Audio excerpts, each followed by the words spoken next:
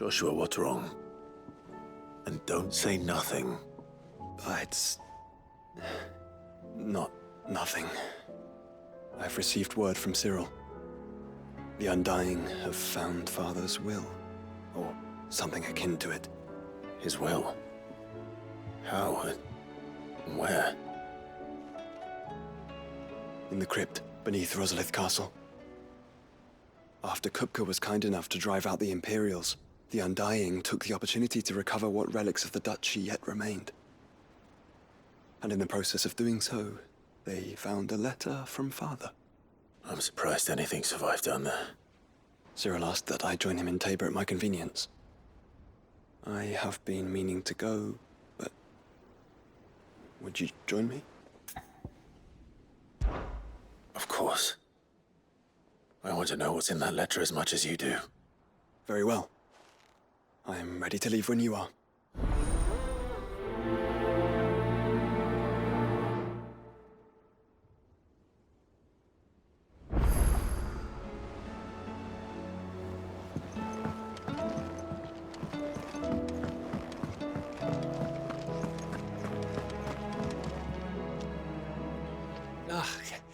You all right? Something troubling you? No more than usual. It's just... Eda's baby will be coming soon, and I wanted to make something for it. I'm sure she'd like that. Back in the north, families would always make gifts when a bairn was on the way. Yeah, I'll let the little tykes know they were welcome in their new homes, like. So, what's the problem? Well, the problem is that Eda's due any day now, and I don't know if I'll be ready in time. Is there anything I can do to help? You know, there just might be. All right then. What exactly are we making? A good luck charm, but not just any good luck charm. Not just any. No, one made from the feather of a silver chocobo. There's nowt luckier in all the realm, or so we used to say back home anyway. Thing is, they're hard to come by. Had Otto and Karen check with their suppliers, but nothing. I'd try and track one down myself, only... Only the big day is fast approaching. And that's all you need, a feather. That or the bird whose horse it's attached to, aye. I was gonna start by asking around with travelling traders plying the northern borders. Well, there's no shortage of those passing through Martha's. I think I might make that my first port of call.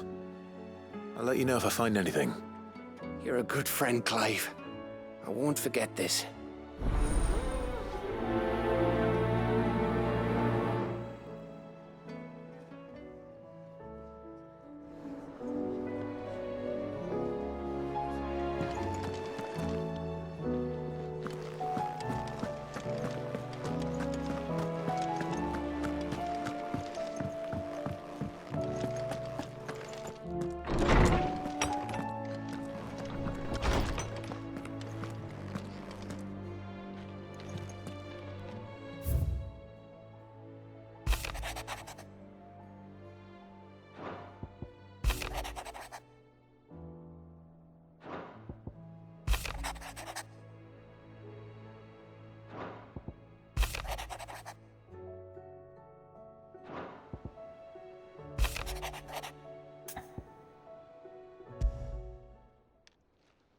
It's usually me making demands of Hippocrates.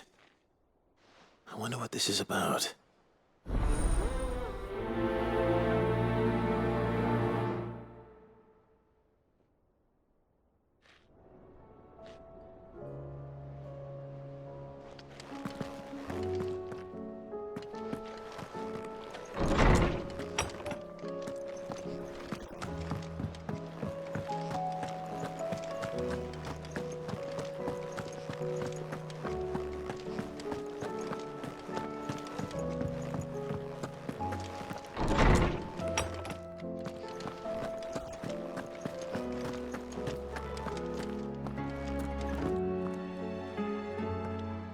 Lawsman Hippocrates, I received your note.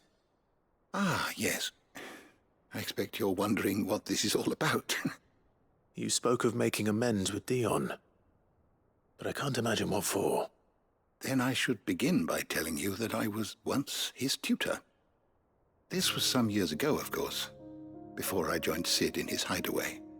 At that time, I was counted among the foremost scholars of Oriflamme, and was accordingly invited to the palace to supervise the young prince's education, all to ensure that the future emperor had a firm grounding in, well, everything an emperor should: history, religion, commerce, government. Alas, our time together was cut short when Dion left to join the dragoons, his studies no longer being deemed necessary. I had not expected to meet with him again, least of all here. Have you spoken with him? No, I have yet to find the right moment. His Highness always seems so preoccupied, especially when alone. I would not wish to disturb his ruminations with idle words of greeting, not when I know he dwells upon the evil Ultima had him commit in the Dominion. The guilt weighs heavily on him, I know. But as you say, that was Ultima's doing. Surely you can't blame yourself. When I first met him, it was not guilt, but his people's expectations that weighed heavily upon him, and I did nothing to ease that burden. He bore it alone, until the day he could not bear it any longer. It is one of my greatest regrets that I only ever offered him my wisdom, when what he truly needed was friendship. The blame for Dion's transgressions lies not only on his shoulders, but on mine. I see. I'm ready to help you in any way that I can. Then I beg that you bring me a wild wyvern tail. Apothecaries across the ages agree that even to glimpse such a flower is to be granted inner solace. Fabulists and fraudsters all, of course. But there is oft a seed of truth to be found where even the most outlandish opinions align. Well, it can't hurt to try. Where can I find this flower? And how will I know it? You have seen cultivated wyvern tails before, I trust. The lily-white blossoms from whose roots the poisonous ink for the brand is distilled. Well, those which grow in the wild differ only in their purple hue. The harsher the environment in which they are raised, the deeper the color. There is a waterfall in Rickmal's roost across the strait, where the flowers once grew in abundance. Whether they still survive there, I know not. But try as I might, I can find no likelier location. It's all right. I'll find you a wyvern tail one way or another. Thank you, Clive. And please, be safe.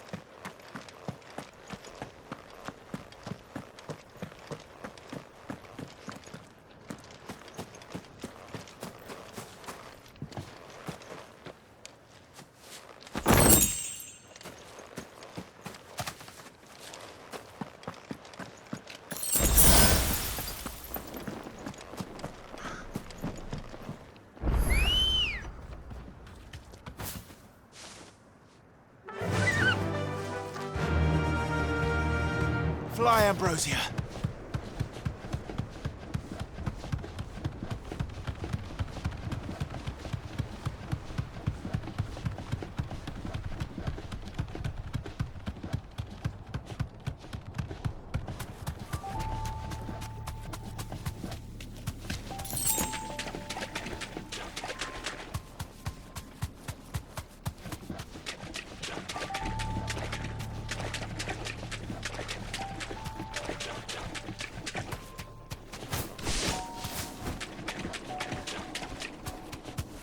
Seems this place has been flooded twice over. Thanks, Gal.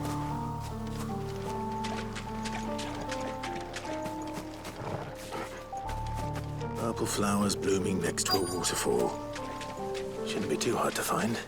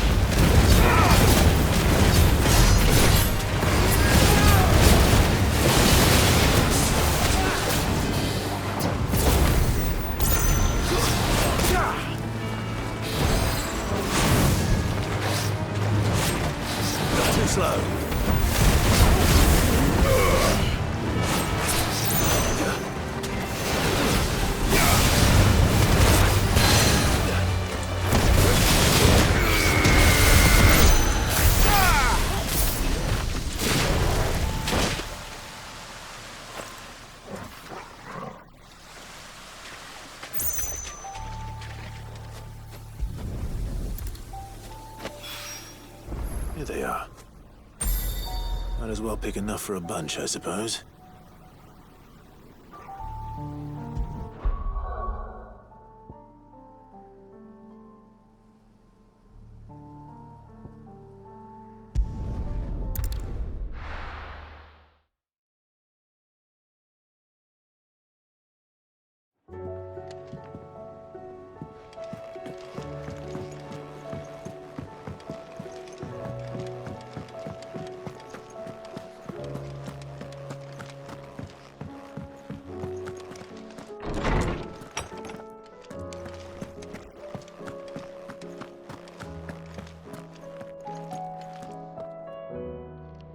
Oarsman, I found the flowers you were looking for. You did? I think I did.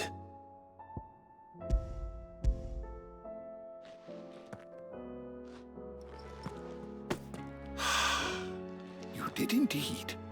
My dear boy, thank you. You wanted to make Dion a gift of one, did you not? Shall I invite him to join us? Oh, I don't... It's no trouble. I'll go and fetch him.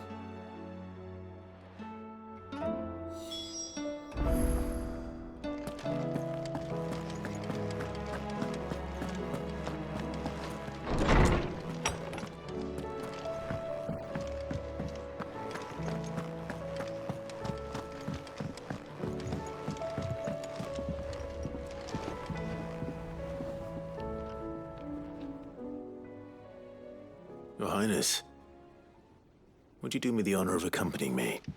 Now. It is time, then. No, only to the shelves. Our lawsman has something he'd like to give you. Master Harpocrates. No. I dare not show my face before him. Not after everything I have done. I have taken countless innocent lives. And ruined countless more. All because I was weak. I have sworn to atone for my crimes or die in the attempt. But were I to meet with him again, and see in his eyes what I have become, I fear that my resolve might falter. Then that is all the more reason to do it. Test your resolve. Prove to yourself and to him how strong it truly is.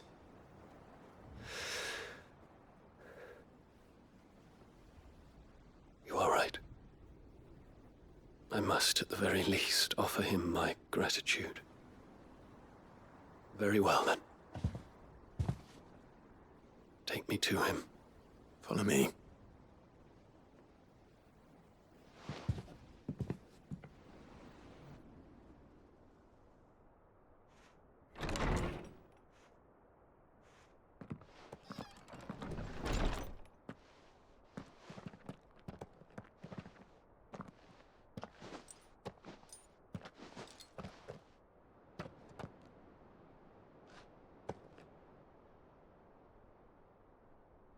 Even now, I hesitate to approach him. What must he think of me? You'd be surprised.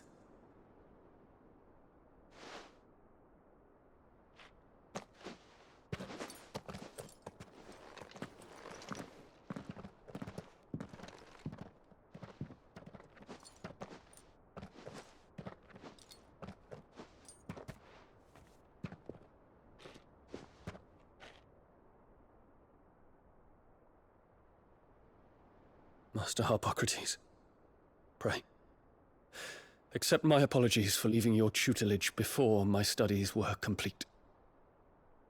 Your lessons opened my mind to a world quite unlike the one I had imagined from within the gilded confines of the palace. And I shall be forever grateful for the efforts you made to enlighten me. Lift up your head, Your Highness. The deeds of youth require no apology. That you took the time to visit me says much about the man you have become. Now, there is something I would like to show you.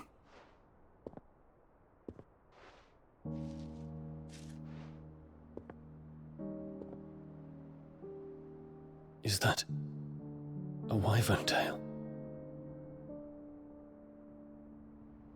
The color is unfamiliar to me. Because it is unique to those found in the wild. Something in the harsh environments in which they grow lends them this striking hue. Their roots are indistinguishable from those of their hothouse cousins, but once they bloom, the difference is immediately apparent. In this flower, I see you, Your Highness. Its roots were the roots of a wyvern tail, with all that implies. But they do not define it, just as yours do not define you. I want you to have it, that it might remind you of this truth.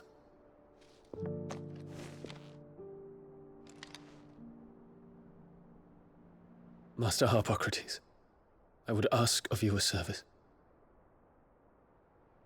Keep your gift until I have fulfilled my duty to the realm, for only then shall I be deserving of it.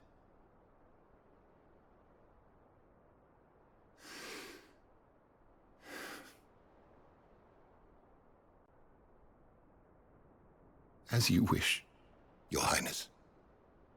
I shall await your return.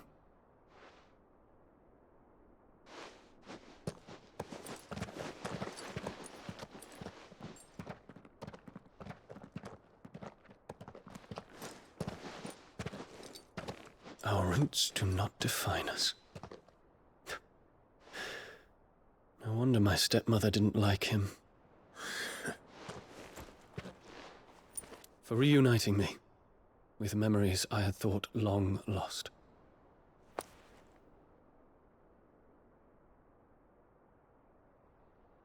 I shall not forget this.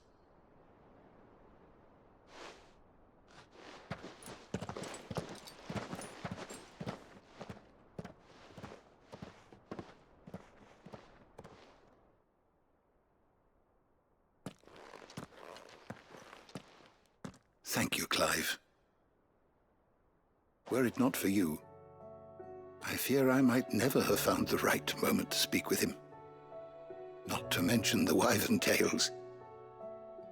I shall plant their seeds. that I might not disappoint His Highness upon his return. I hope the soil in the Hideaway is to their liking. Why, these flowers bloomed in the bleak, black wastes of Waloed. I'm sure Nigel's yard will suit them to a T.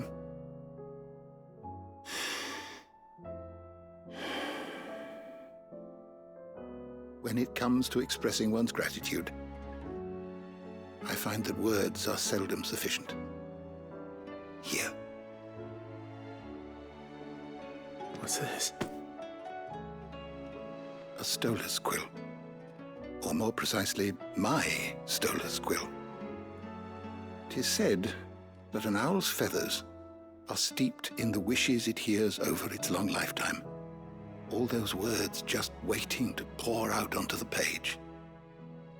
So consider this my wish for you. That one day you may put down your sword and pick up that pen. Well, when that day comes, I'll certainly have a lot to write about. Thank you, Harpocrates. It shall have pride of place in my chamber.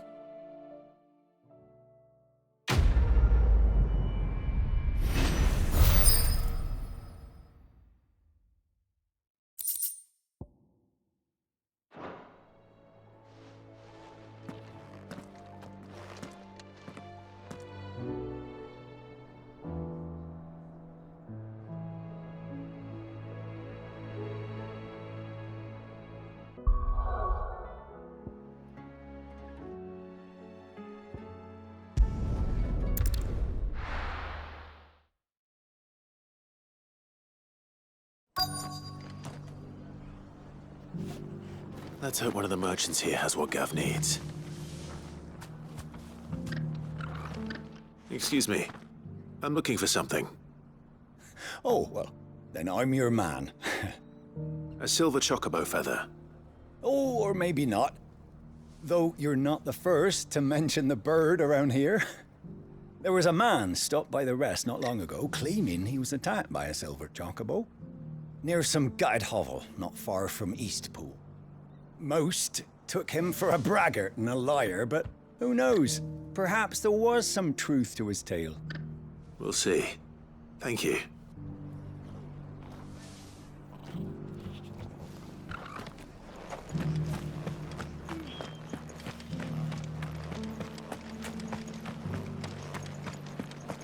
Just because the heavens have gone to wreck and ruin, you don't know.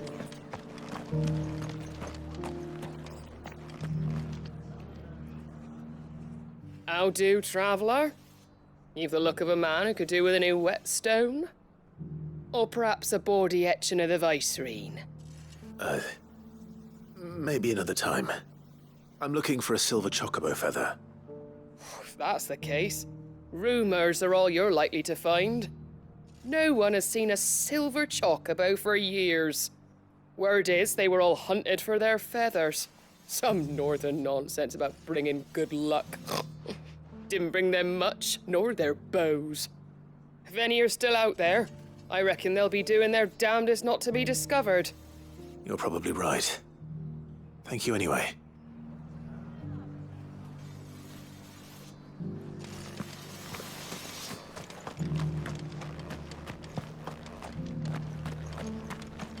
It doesn't still hurt, does it?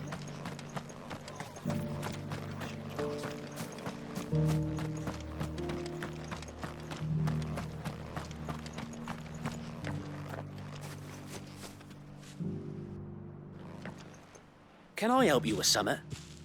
You wouldn't happen to sell silver chocobo feathers, would you? I deal in fruit, not fancies. But if it's fancies you're after, I suggest you try Rhiannon's ride. Was a silver chocobo seen there? Oh, yes. If you believe the ravings of a madman. It wouldn't be the first time. A silver chocobo sighted in the hills near Rhiannon's Ride. It sounds almost too good to be true. But since I'm already here...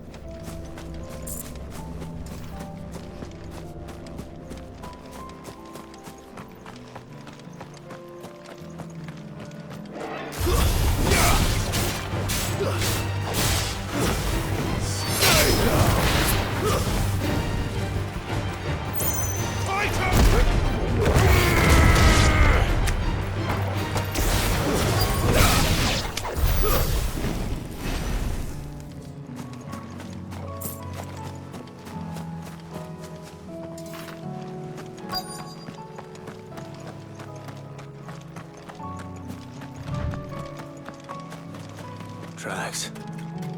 They're not left by bandits for a change.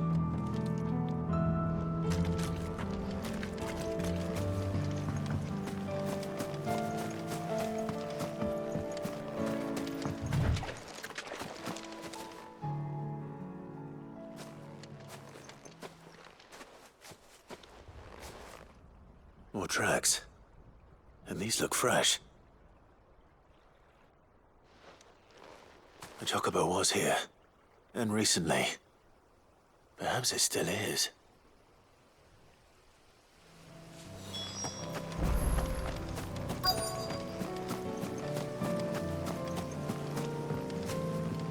I don't hear anything.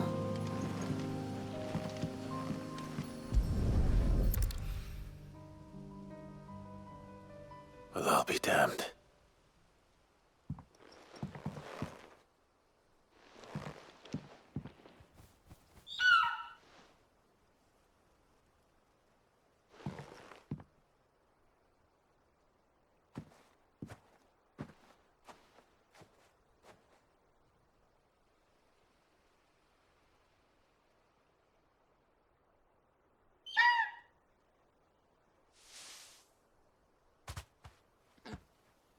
It's all right. I'm not going to hurt you. Just borrowing a feather for my friend.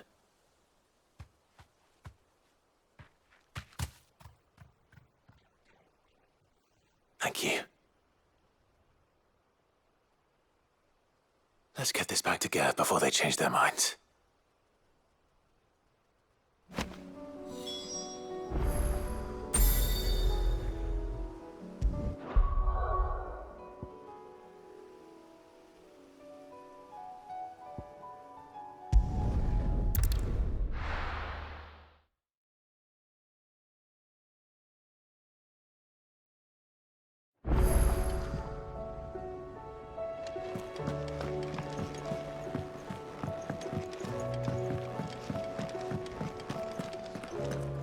It was no trouble at all.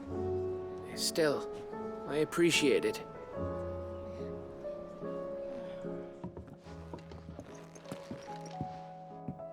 Clive, you're back. How'd you get on? Any luck? Any luck, you say?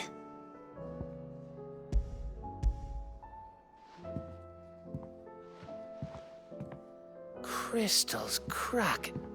Is this what I think it is?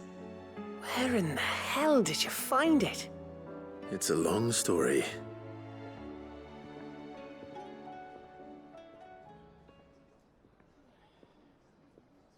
Right there on the road to Eastpool. Who'd have thought it? Everything up there's been abandoned for years. The empty cabin made for the perfect shelter. Though I fear my presence may have forced the poor creatures to look elsewhere. Don't blame yourself, Clive.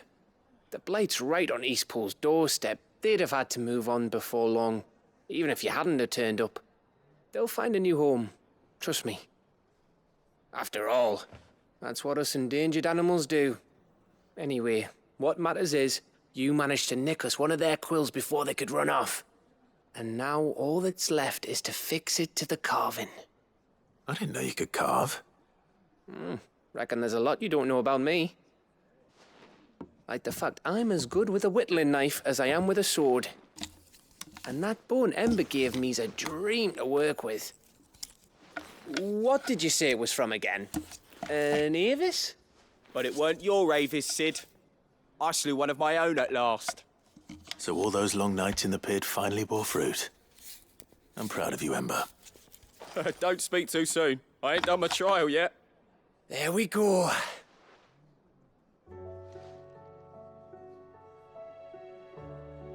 What do you think? I think if you ever hang up your scouting cap, you'll be able to make an honest living. Oh, will I? I should go and see if Ed is awake. Give it my best. You can give it to yourself. Come on.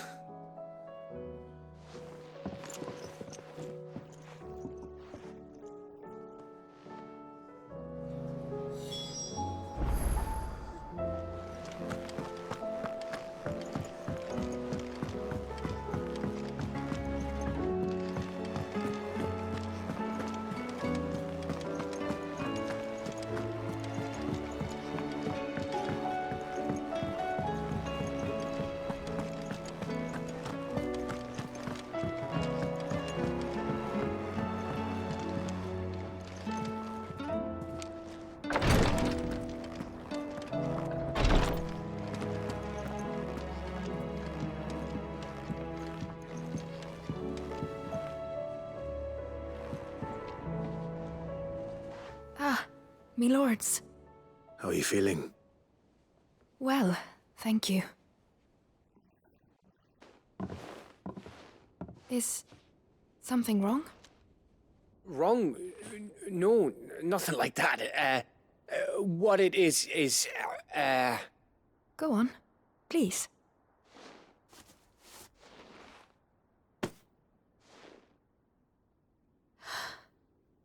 It's beautiful.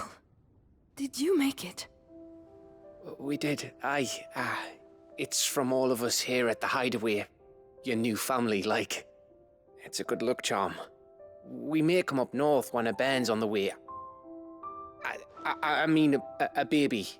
To let him know that they're part of the family too. Oh, I hope you like it. I don't know what to say. I thank you, me lords, for everything. If there's anything you need, just let us know. I will. Clive, fancy a swift off? I'm thirsty. I could be convinced.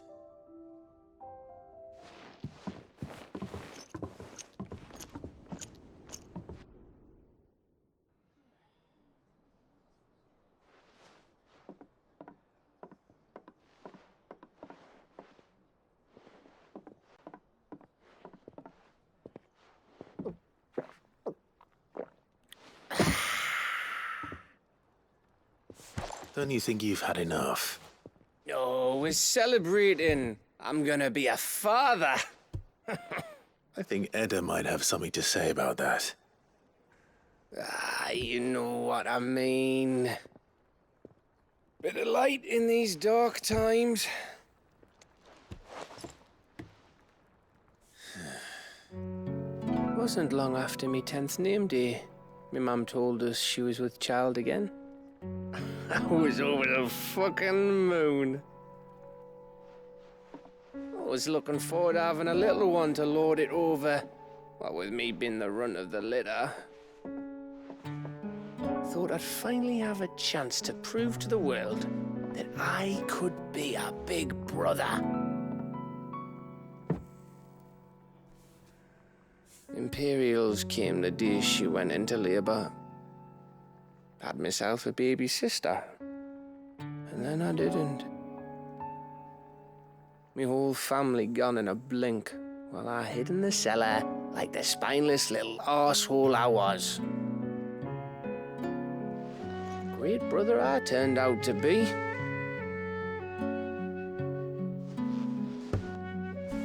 I'll never be a leader.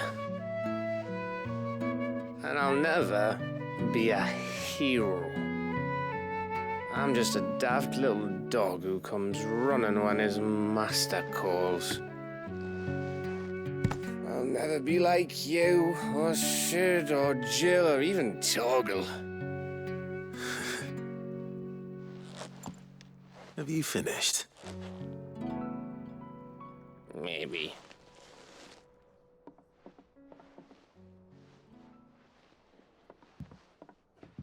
Do you know why you're our best scout?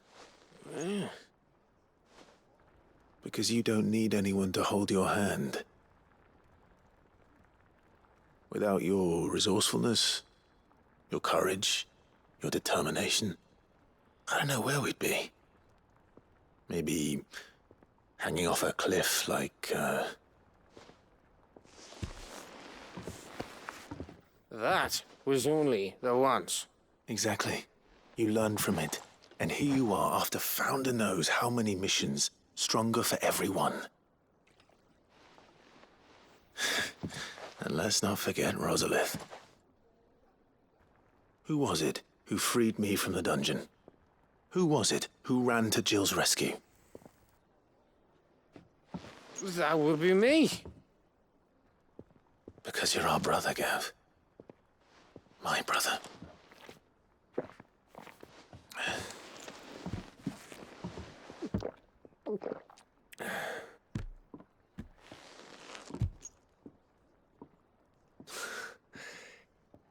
Your brother.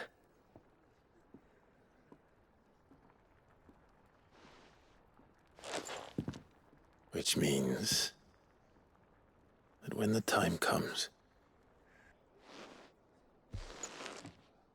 I get your room. And your sword.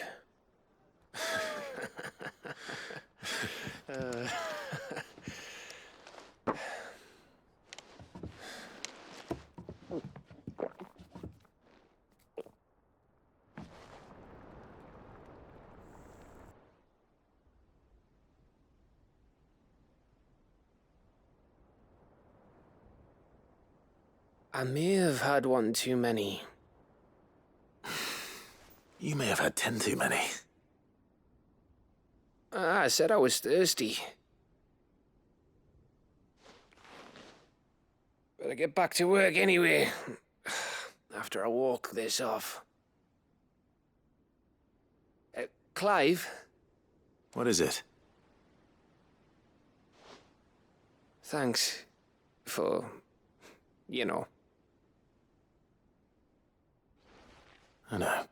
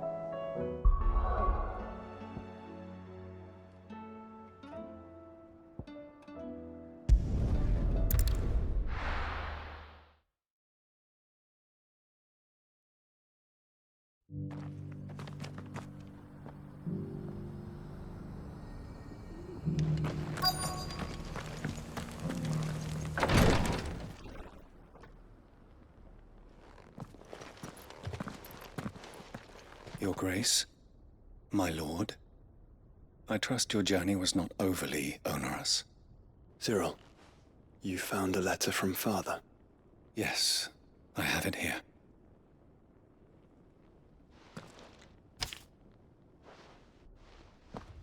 If you would do us the honor, my lord.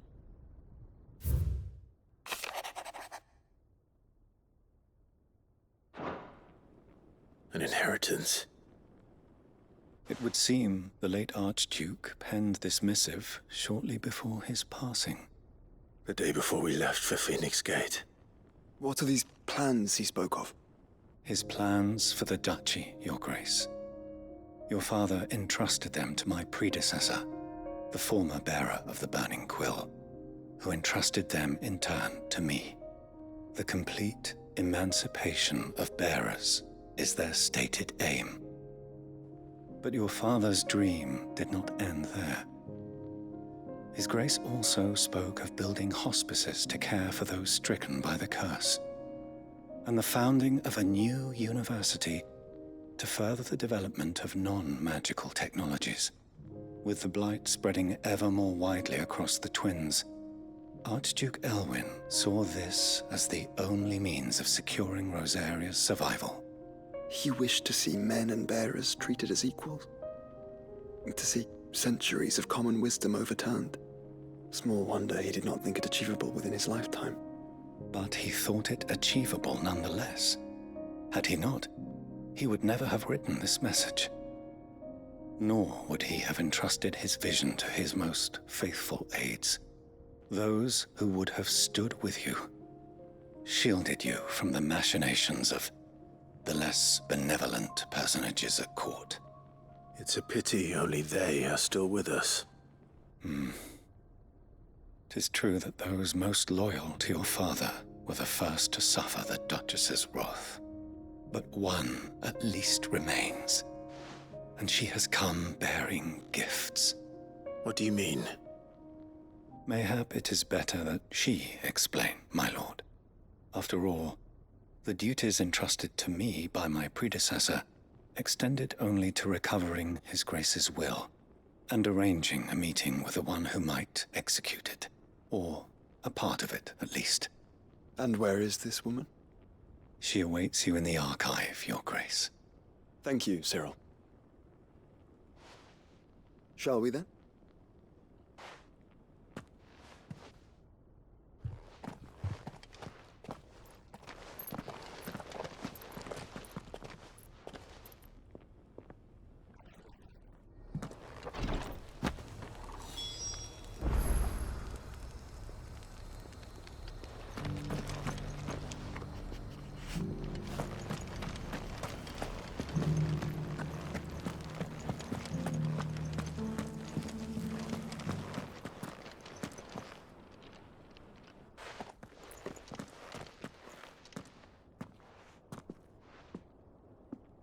My lord, Your Grace. I hardly recognize you. I am Goditha, retainer of House Rosfield, loyal servant to the Phoenix and his shields. Your father, the Archduke Elwyn, entrusted me with the delivery of a gift. I only hope you can forgive my tardiness in bringing it to you. Lift up your head, Lady Goditha. You have our gratitude for your service to our house and to our father. I merely did my duty, as any proud Rosarian would. My lady, perhaps you could explain a little more? What exactly is the gift you bring? As I'm sure you know, it has long been the custom for the children of House Rosfield to be presented with certain keepsakes upon their coming of age. Indeed it has. Our father often spoke of the day when our turn would come. And had he lived to see it, he would have presented you with the treasures I bear. Matching armbands for you both. Alas, he did not live. Indeed, he was taken from us even before they could be completed. He had intended to claim the Heartstone with which each armband was to be finished himself, but it was not to be. And his gifts remain incomplete. I see. It saddens me to bring them before you, as they are. It was your father's wish that you be presented with the finished articles, not these works in progress. But with His Grace long since gone, and the stone left unclaimed, I had little choice. You are grown men now, and his house is yours. And while I would not presume to insist upon your claiming the Heartstone in his stead, I know that nothing would have pleased him more than for you to do so. Thank you, Lady Goditha. What say you, Clive? What else? Of course, my lady. May our father's will be done. Oh, I am much obliged. Do you know where we might find this heartstone, my lady? I do. Though it may be a matter of a good deal more than simply happening upon it. It is found in the bellies of elder griffins, you see. We do at least know where to find one. A certain specimen has made its nest in Titan's Wake, not far from here. A certain specimen? You are most perceptive, Your Grace. In answer to your unspoken question, yes. In fact, this is the very same beast your father meant to slay. I have been tracking its movements since you were but a boy. Were you to slay it in his stead, as men of House Rosfield, it would surely make your father proud. What say you, Joshua? What else?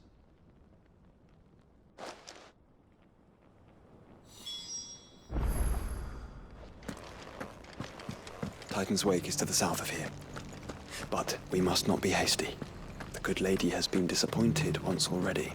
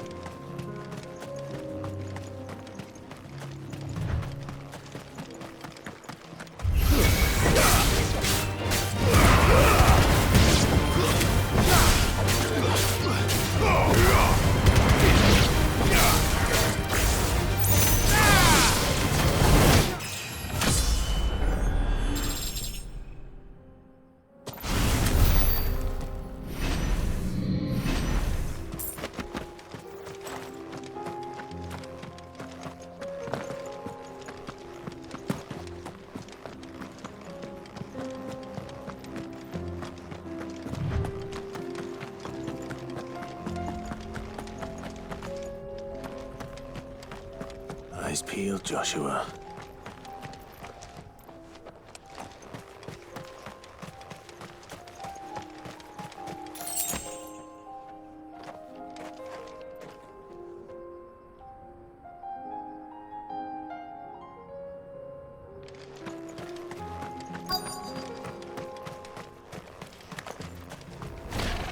There it is. The House Rosfield.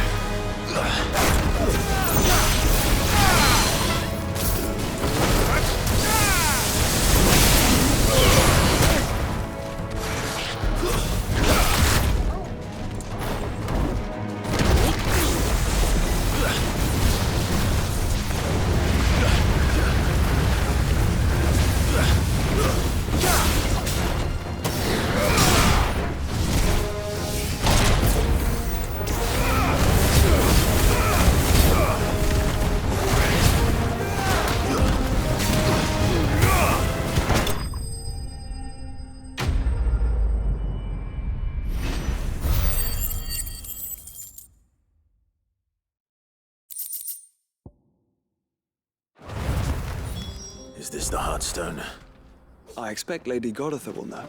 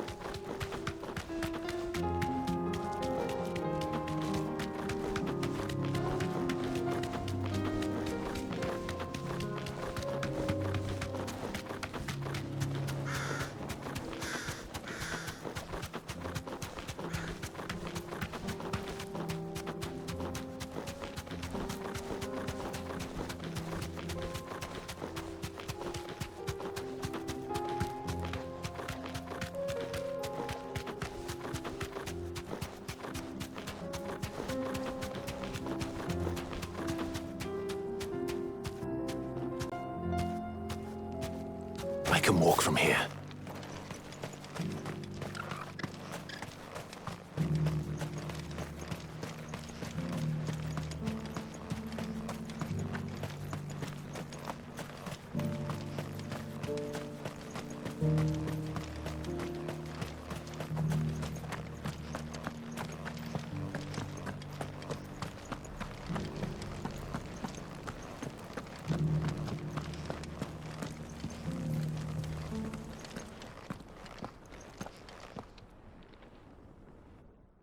Thank the Founder you were safe.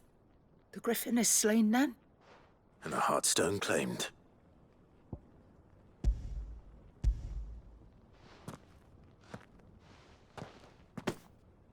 Yes. This radiant luster, like frozen flame, it is just as your father described it. Thank you, my lord. Your grace. Your father would be so proud. Lady Goditha, the lapidary is ready. Thank you, Cyril. I will be with him shortly. If you would excuse me, I shall have the stone cut and set forthwith.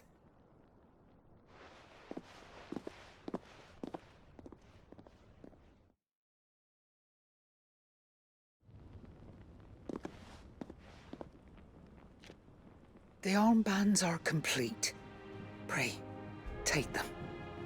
They are yours, after all. Heartstone is harder and more enduring than garnet, or even ruby. It symbolizes unwavering will and devotion.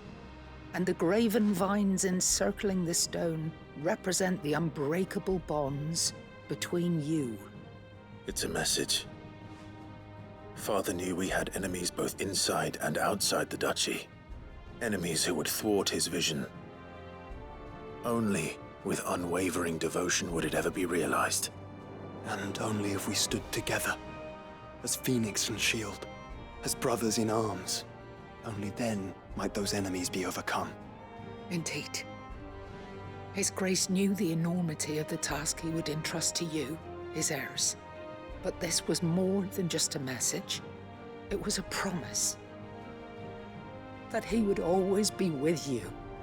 Thank you, Lady Goditha, for remaining the steadfast custodian of our father's will. Forgive me, my lady, but there is something I don't quite understand. The Undying told me that after Father died, Mother claimed all of the ducal treasures for her own. Even if the armbands were incomplete, she would surely not have overlooked them. So, how were you able to keep them from her? Because I was the keeper of the vault. Though I was but a lowly servant, your father spoke to me of his intentions for the bands, of the deep love he had for both of you, and his hopes for your future. In the days before the disaster at Phoenix Gate, I discovered that the Duchess had ordered her jewelry be sent away from the castle. It was then that I knew she meant to betray us. I tried to warn your father, but it was too late. When word of the fire reached Rosalith, I knew my time was short. So I took up the armbands and I fled into the night. And thank the Founder you did. Yet my duty to your father was incomplete. Not knowing what else to do, I followed the Griffin, thinking I might claim the Heartstone on its passing. And so my pursuit continued, until Lord Cyril appeared before me. He informed me that His Grace's will had been recovered, and that his sons were alive and well. Lady Goditha, on behalf of my father and all the people of Rosaria, I thank you for your loyal service. As do I. Thank you, my lord. Your Grace, for coming back to us, for giving my service meaning.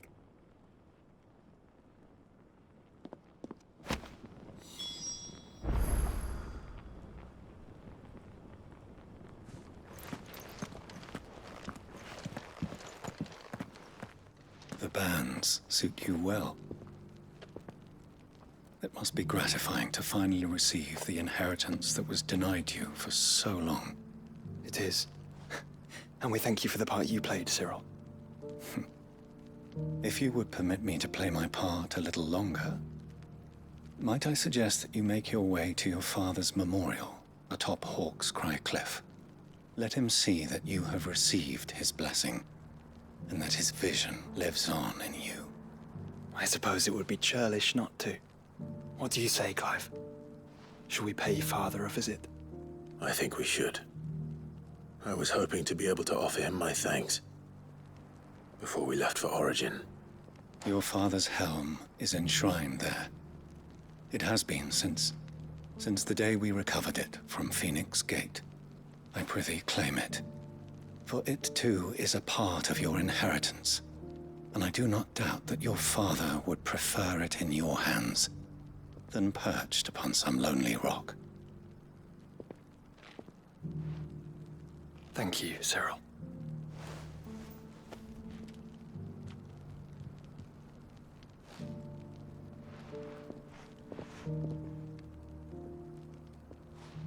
Come on, Clive.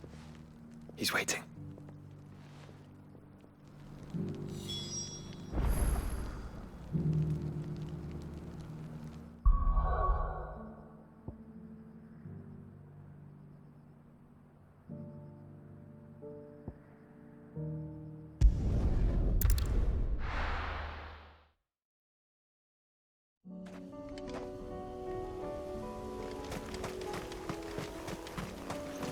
Unwavering will and an unbreakable bond. Do you really think we're strong enough? To save the world? Of course. To have overcome Father's political enemies? That I'm less certain. Especially knowing what we know now. Your mother was pretty capable. But perhaps these bands would have helped. Peace with us made all the difference.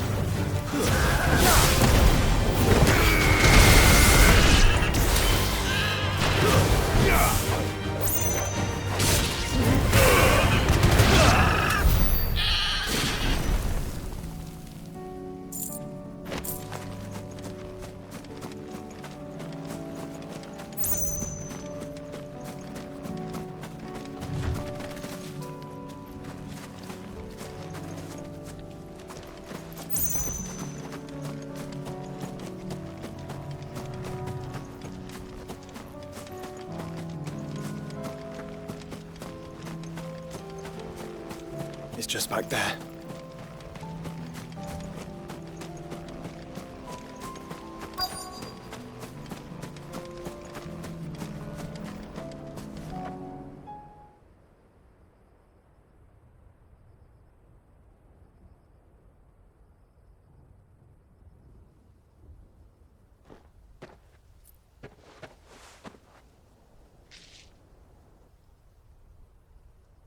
Father always fought for what he believed was right. It wasn't until that night at Phoenix Gate that I realized I had never fought for anything. I always had someone else to do the fighting for me.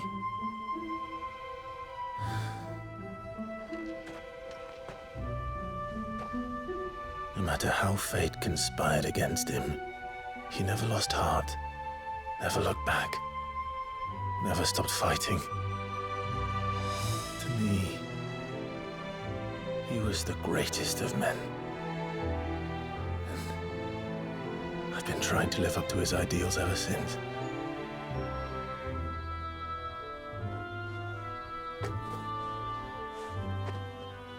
We all have, Clive. We all have. And we'll keep trying. Because that's what he would have wanted. What he would have done himself. Even if it meant standing against the very gods in the heavens. I shall be borrowing this, Father, if I may. That you might watch over us as we follow in your footsteps.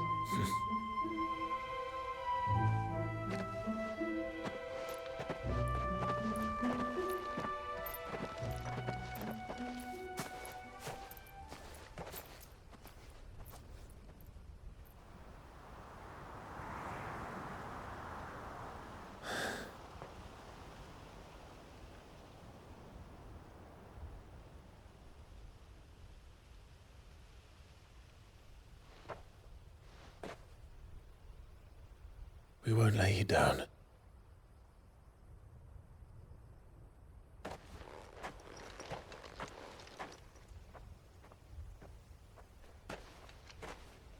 Onward, then. Onward. To the end. And to a new beginning.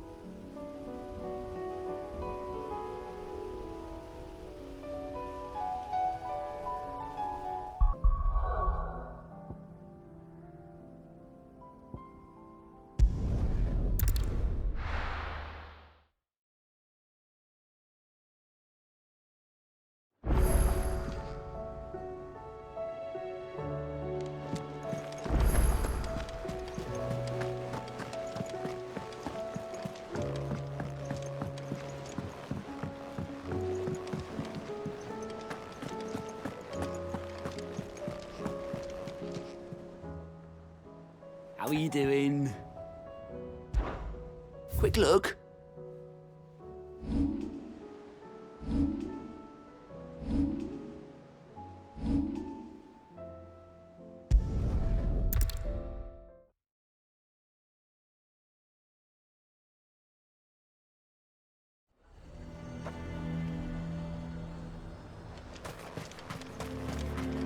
The garrison is threatening to pull their sentries from the market. I would speak with this Duke. Saw the captain just now. Your town needs you.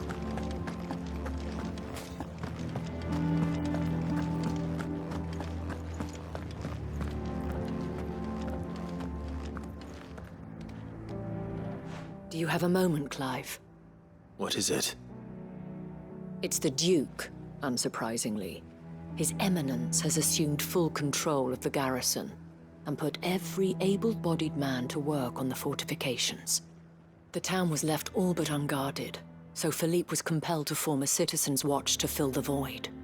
And though my dear boys have been characteristically willing to assist him in this, they want for bodies. So I was wondering if you would lend them your strength, that the people of Northreach might sleep easier, if only for a few nights. Of course. Whatever you need. Thank you, Clive. What would I do without you? Philippe told me he had men stationed at... Where can I find the mistress of this establishment? Here, my lady. To whom do I have the pleasure of speaking? My name is Sabine, and it is my displeasure to be the daughter of the Duke of Oriflamme, who I understand is causing you and your town no small amount of trouble. I wish to speak to you about what might be done. Very well. Let us speak. I trust you'll forgive me, Clive. Absolutely. Our conversation can wait. Please, proceed. As you know, my father is a most overbearing and supercilious man, and I join you in objecting to his every action. Indeed, I owe you my thanks for continuing to argue against his reckless plans. Yet I fear he is not one to be swayed by reason. No. He must be made to face the consequences of his actions. And who would make him do this? I would. Myself and several other like-minded individuals. Were you to join us, we would surely have the strength to drive him from Northreach for good. Does that not seem a trifle drastic? Drastic action is precisely what is called for. Unless you are content to see your people downtrodden and dispossessed. My father would have it that citizens exist only to serve the Empire. That they should be forced to make every sacrifice to ensure her revival. But he is wrong. It is not the people who must serve the Empire, but the Empire who must serve her people. He's always been like this. Scornful of the opinions of anyone he judged beneath him. But he cannot be allowed to ride roughshod over the common folk any longer. We must fight him by all possible means. Fight him? No. My purpose is to quell the tension in Northreach, not to stoke it. Respectfully, my lady. Our only chance of saving this town depends upon every one of us uniting against our common enemy. Your father and his followers included. While I understand your frustrations, I cling to the hope that he may yet be won round. False hope, I assure you. But I see that your mind is made up. I shall bother you no longer. If you will extend me the same courtesy, I bid you good day. She certainly has spirit. Indeed. But unfortunately for us, that spirit is only likely to harden the Duke's resolve, which may be enough to seal the fate of this town. Not that she cares. This is all about her and her father. Families. I'm sorry, where were we? Ah, yes. I was about to tell you of Philippe's plans for the town watch, but perhaps it's better that you heard them from him. I believe he's in the market, if you'd be so kind as to seek him out. Right away. It's just a pity I cannot join you. I'd like to see the two of you in action together.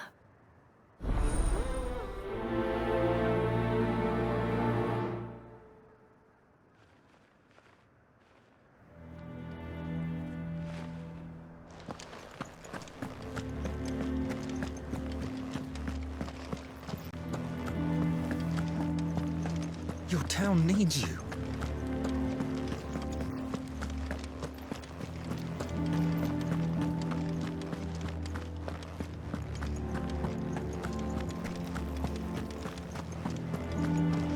What does the dame have to say about it? So you are content to abandon the people to their fates? Please, I beseech you. If you are a true son of Northreach, you must fight to defend your home. That's exactly what I am doing, milady. Or trying to, at least. The land is crawling with fiends, and someone has to keep watch. Even when our true enemy is hiding in the garrison? Fine. You're not the only able-bodied man in Northreach. Thank you so much for your help.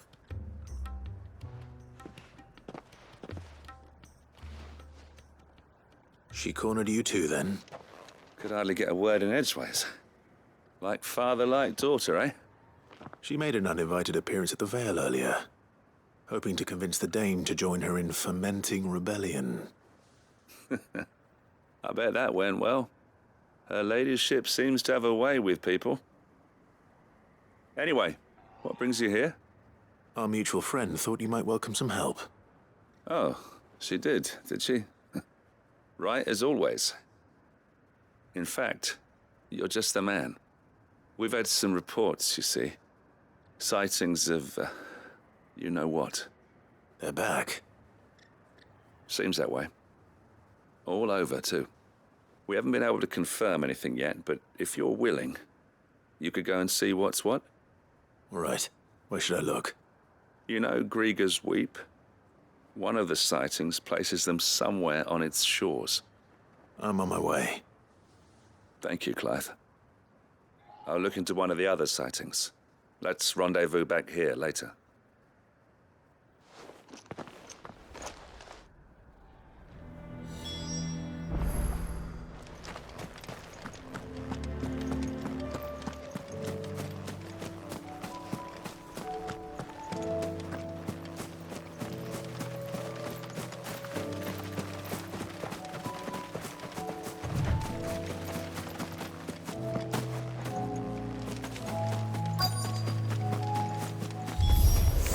Damn it. The reports were true. I need to stop them before they get to the town.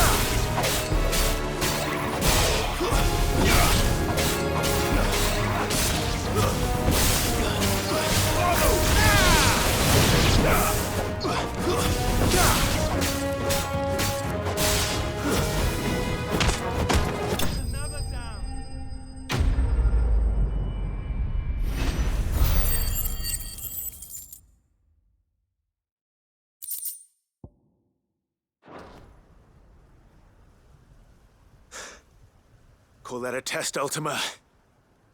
Clive, it's me. You all right? I am. But it seems the reports were true. The thralls have returned. I dispatched the few that I found, though. Well, that's something, I suppose. But what were they doing south of town? They all came from the north last time. We might be able to fend off an attack from one side or the other, but from both? Do you have eyes in the north? Some. I should probably go and have a look, though, just to be sure. You head back to Northreach. I want you there just in case war breaks out while I'm away. What do you mean? Her ladyship's been busy working her magic on the townspeople, stirring up ill feeling towards her father. She'll have her marching on the barracks if we're not careful. What? This is exactly what the Dane was afraid of. I'll do what I can to calm things down. Be careful out there, all right? Don't worry, I'm not like you. One sniff of those things and I'm running back to town screaming blue murder.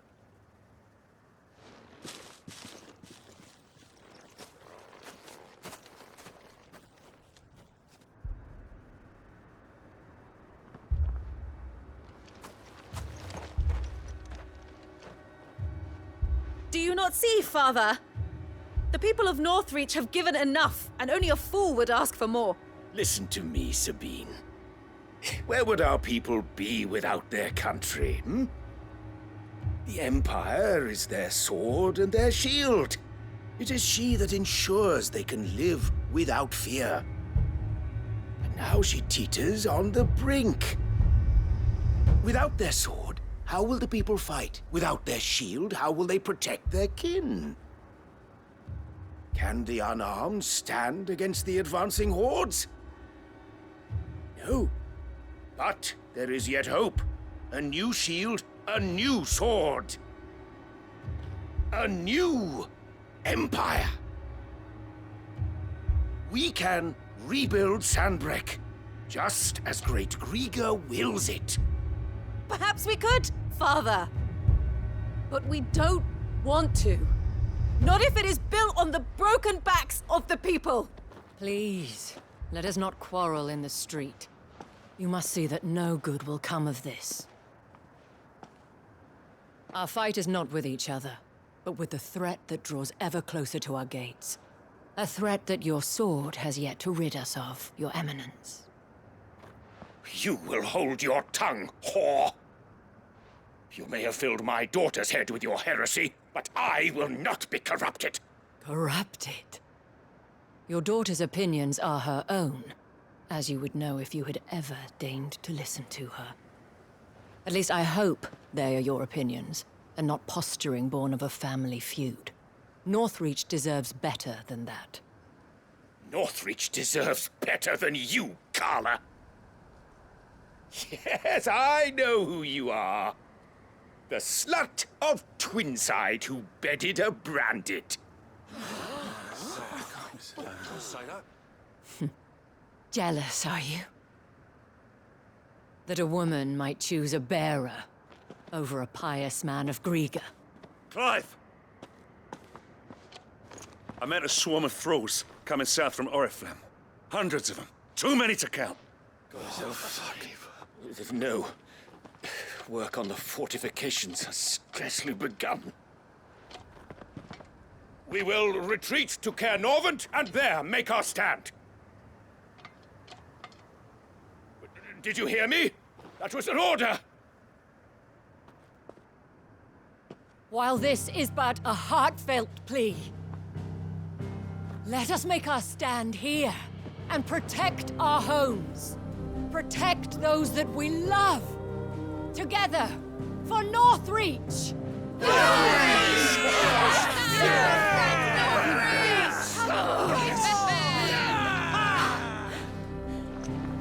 You heard the dame.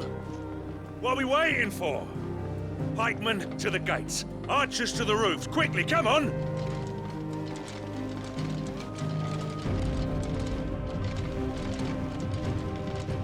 But she is but a common... whore, yes. And we'd follow her to the gates of hell.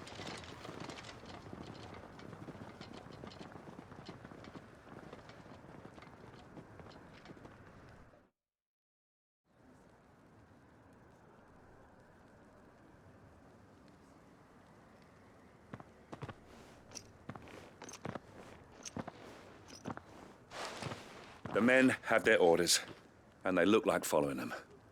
I got them spaced out at regular intervals.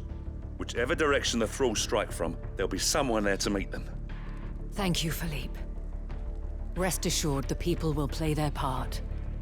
The herbalist has donated her stock of medicines to me.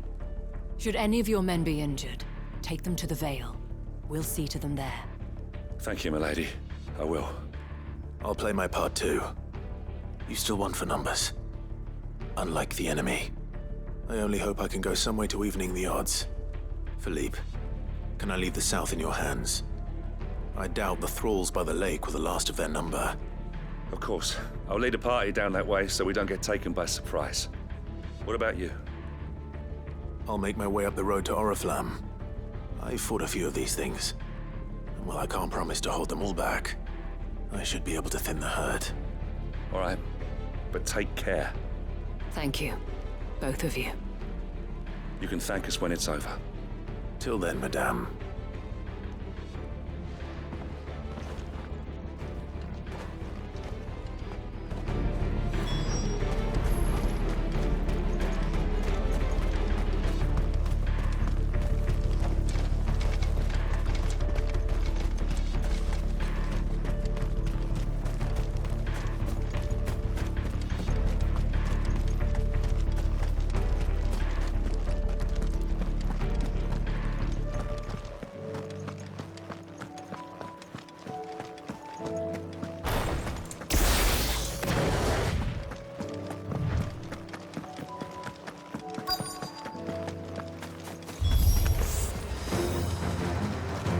There are so many of them. Not for long. Stay down!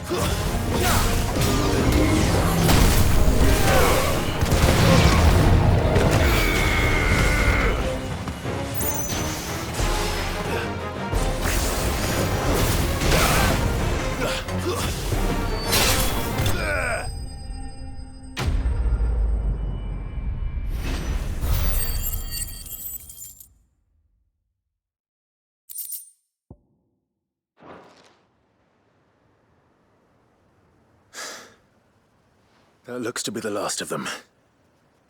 I wonder how the others fared. Better hurry back to town. Come on, Torgal.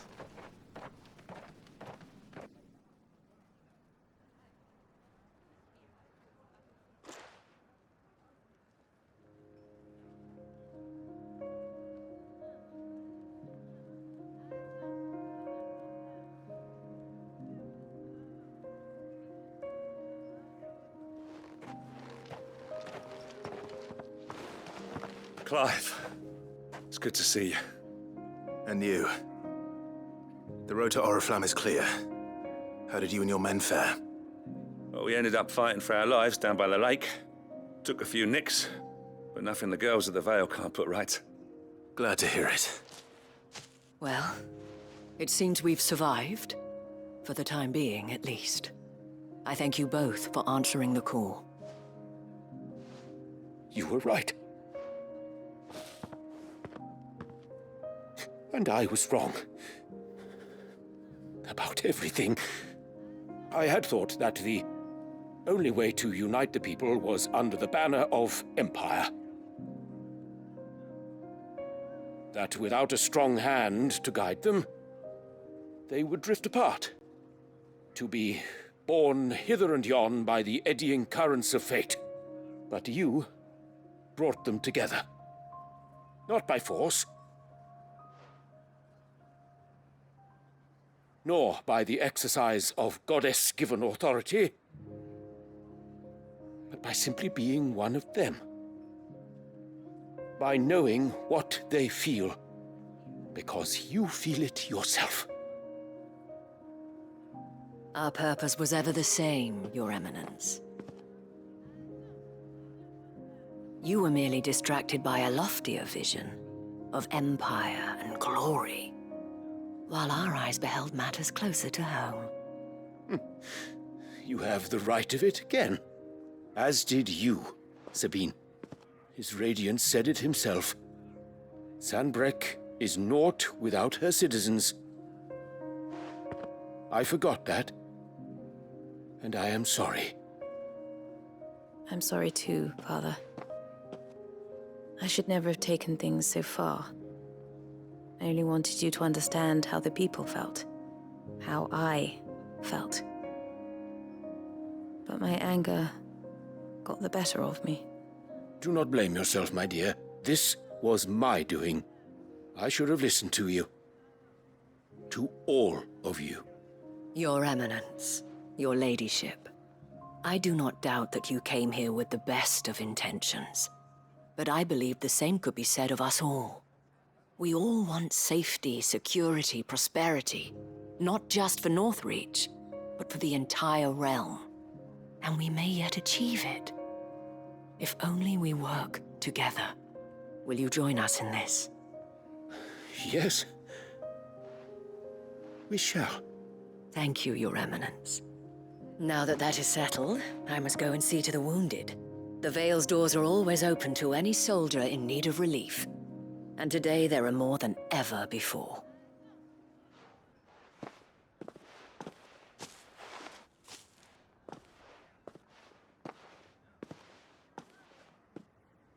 Madam Isabel is a rare soul indeed. In these dark times, I see that it is not men like me who should lead the realm, but women like her. You're right. If only I'd listened to her when I had the chance. Forgive me for saying so, milady, but you still do. The dame said it herself. We can turn things around. We just have to work together. And that goes for you, too. You're one of us now. One of you? Well said, Captain. Let this be a new beginning. Not only for Sandbreck, but for us. Well, since there's nothing more to be done here, I should see if Isabel needs any help moving the wounded.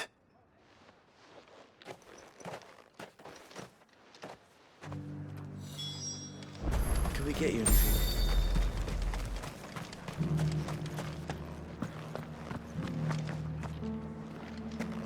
There's no need to worry.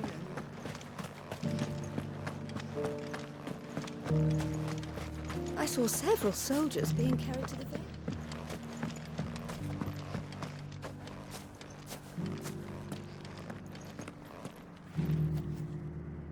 How goes the treatment of the wounded? I'd be happy to man one end of a stretcher if it would help. You've helped quite enough for one day, Clive. Thank you. Don't mention it. Oh, but I must. After all you've done for this town, it is the very least you deserve. Tell me, if Northreach had fallen, what would you have done? A woman of your means could find a home anywhere in the realm, but I sense you would rather have died here. It's a long story. For you, madame, I have all the time in the world.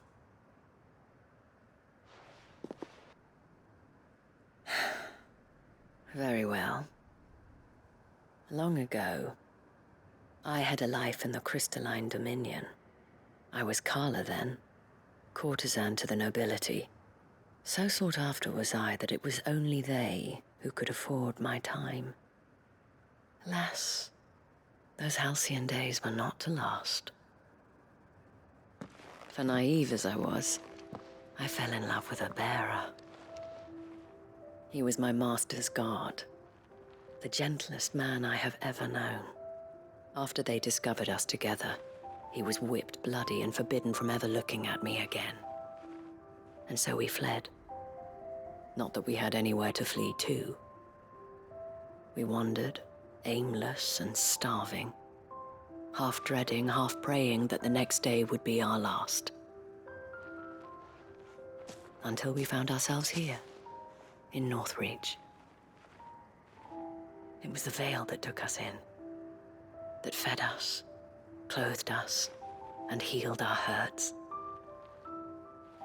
Those that could be healed, at least. My love was already too far gone. He passed away. He did. Not long after we arrived. But at least we were able to share a few moments of peace before the end. It was the greatest gift I have ever received. But the generosity of this town and her people did not end there. The men and women of the Vale supported me through my grief, shared in it, though I was still a stranger to them. They treated me like a sister. And so I swore that I would always do the same. That I would return the kindness that Northreach showed me. That I would repay my debt to the Vale.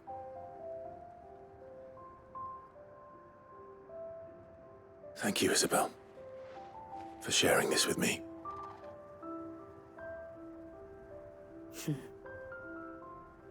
You're a lot like him, you know.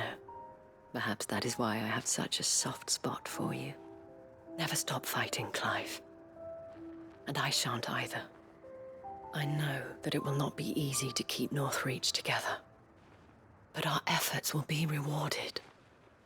Just look at us now. The people, the soldiers, even the Duke of Oriflamme and his daughter, all united in defense of this town that we have come to call our home. And what of you? Can we count on your support too? Always.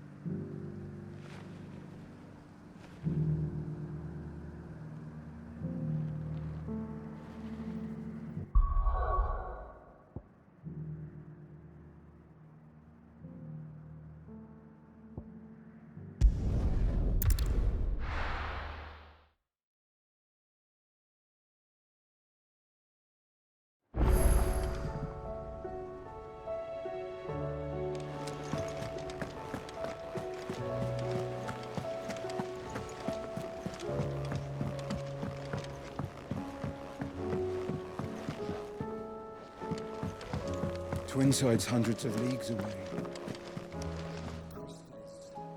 How are you doing? Anything catch your eye?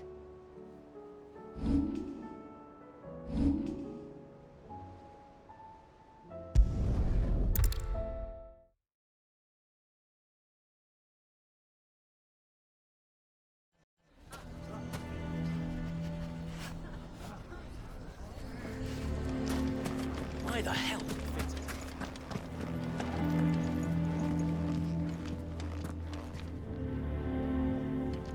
Here to help me pack? Thanks, but I'll be traveling light. I'm almost finished already, in fact. You're really going to go through with this, then? I am. But before I go, there is one small issue I'd like your assistance with. Well, two, in fact. If it's within my power to help you, I will. It's the children. I refuse to let them share in my disgrace. And if I leave them here, they surely will. Our friendship would see them ostracized forever. But I can't take them with me either. I can think of only one place where they are certain to be safe and provided for and loved. The Hideaway. Of course. The children would be more than welcome. Thank you, Clive. I will not forget this. Lubor, are you still here? What is it, Ferda? You look pale. There's been a flood in the Velcroy, a damn big one. The League of Outlaws encampment was completely submerged in ether. What? Every last one of the bastards has turned. And they're headed this way. Bandits are one thing, but Akashic bandits are quite another. The town guard won't stand a chance against them. We need to evacuate. There's no time to lose. Ferda, gather the men. The Akashic may strike at any moment. We must make ready to cover the townspeople's escape. Well, what are you waiting for? Yes, my lord. Clive, change of plan. The children stay with me for now. I need you to find Conrad and Natalie. Tell them to prepare for a full and immediate evacuation. Understood. I'll do what I can to convince everyone else. Wish me luck.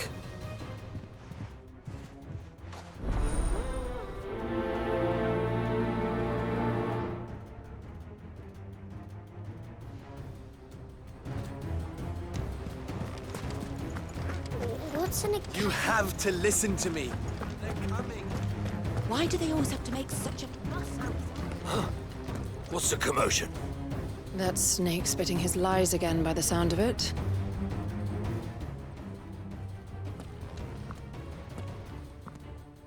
Ah, it's you. What do you want, Lord Underhill? To pass on an important message. There's been an ether flood out in the Velcroy. The camp where the so-called League of Outlaws were gathering has been swallowed. They're no longer just bandits. They're Akashic now, and they could be here at any moment. You need to begin preparing for a full-scale evacuation right away. Oh, do we?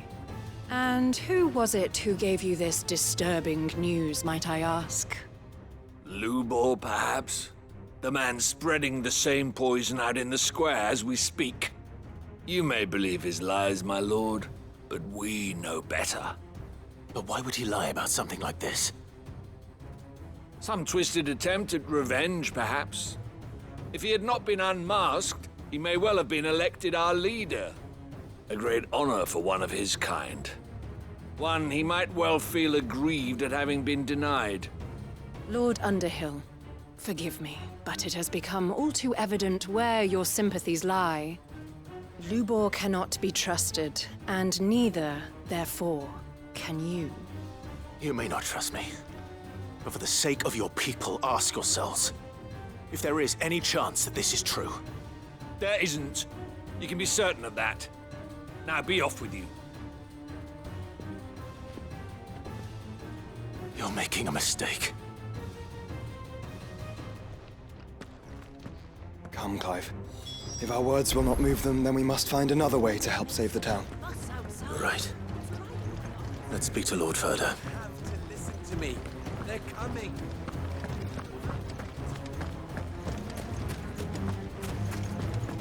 I think we'd better...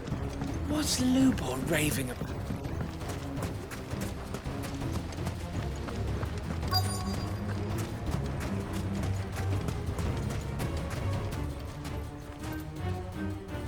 Lord Furder. Sid, what's wrong? I went to warn Conrad and Natalie about the Akashic, but they wouldn't listen. They've convinced themselves that nothing Lubor says can be trusted. The bloody fools. Which means the town guard can't be counted on for support. But I can. If there's anything I can do to help you defend Dalamil, you only have to ask. I appreciate it. Sid! Further! I've been looking for you everywhere. Victor? I thought you'd left. I couldn't abandon a friend in need. And Lubor is in need at this very moment. Come quickly.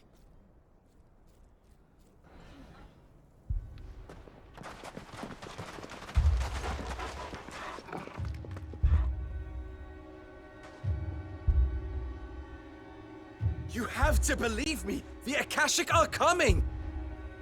They don't eat, they don't sleep, they don't tire, and they don't care who they kill. They're unlike anything that's come before. There will be no parley, no mercy granted. We may have saved the town once, but this is different. I do not ask that you forgive me, but please believe me. If you do not run, you will die. You will all fucking die!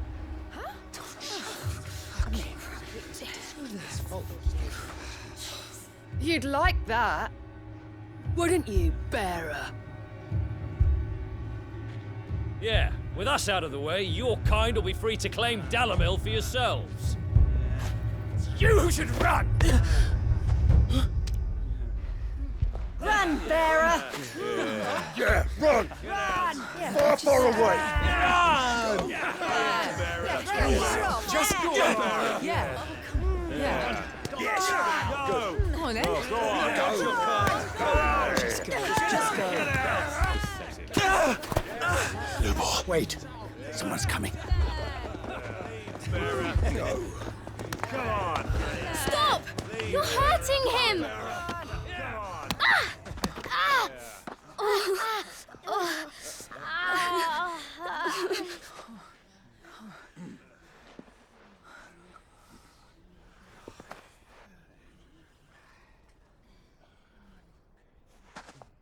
did Lubor ever do to you? He solves all your stupid problems, and he keeps all of you safe. You know there's nothing he wouldn't do for this town. Who was it who made that cleaver you use every day, Conrad? And what about your counting table, Natalie? Who fixed that? Whose men make sure the streets are clean so all your boots don't get dirty? Who spends all day every day making sure things run smoothly round here? And none of you ever say thank you. Ever. But did Lubor ever complain? Well, does he ever stop smiling? He keeps this whole place going. And you act like he doesn't even exist.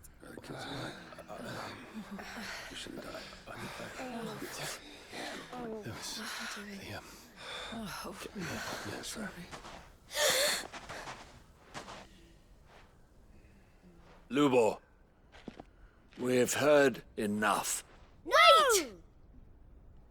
We will not run. The town guard will not abandon the very place it is sworn to protect. And I will not give up for lost the stores that we labored so hard to fill.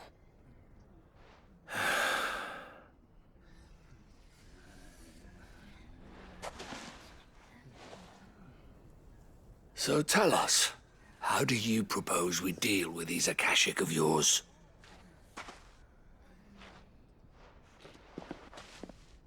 We won't run, but we will fight.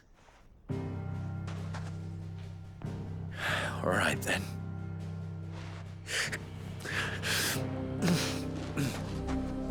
Fine.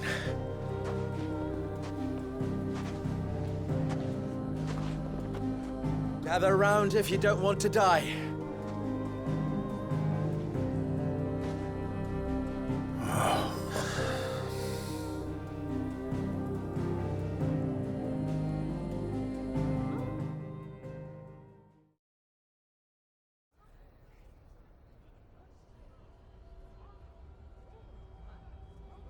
Allow me to explain the situation. The ether flood occurred near the village of Cheratina, deep in the Velcroy. The place had been abandoned for years, until the League of Outlaws decided to make it their base of operations. Now they're all turned, and if the scouts' reports are correct, heading in this direction. They are mindless monsters, driven only by hate and rage, and they are utterly unpredictable. With the bandits, we at least knew how and where they were likely to attack. When these creatures come, Dalamil will have the bitterest fight it has ever faced on its hands. The town guard will muster at the north gate. The rest of us will take the south. Both forces will provide men to serve as scouts and messengers, ready to spread word of the size and nature of the Akashic force as soon as it is spotted. And as soon as it has been, we will converge on its position and see that it is driven back from Dalamil at all costs. Conrad, can I count on the support of the town guard? Always. I leave the selection and coordination of the messengers in your hands, Victor. And the command of our men in yours, Ferda. If you would both be so kind. Consider it done. As you wish. Natalie, I would ask that you and your people have the townsfolk barricade themselves inside the bathhouse. And tell the merchants not to waste time securing anything beside the essentials. Preserving life is our one and only concern. As long as we survive, it doesn't matter what trinkets we might lose. Our riches can be regained. And if anyone doubts that, let it be known that the Briar's Kiss stands ready to cover any losses. Very well. I shall tell them. Where do I fit into this plan? Where else but the most perilous place of all? I would like you to travel to the home of our erstwhile League of Outlaws, Cheratina itself. The main host is most likely still there, and Dalamil will not be safe until it is eradicated, root and branch. A little gardening. How pleasant. I doubt it. I have a feeling these weeds will be particularly stubborn. Luckily, so am I. So you are. All right then, we all know what we have to do. Now it's simply a matter of doing it. For Dalimil.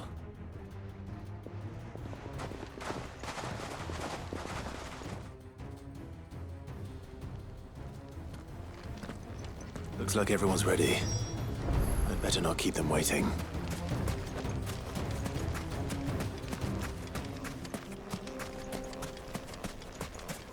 Good.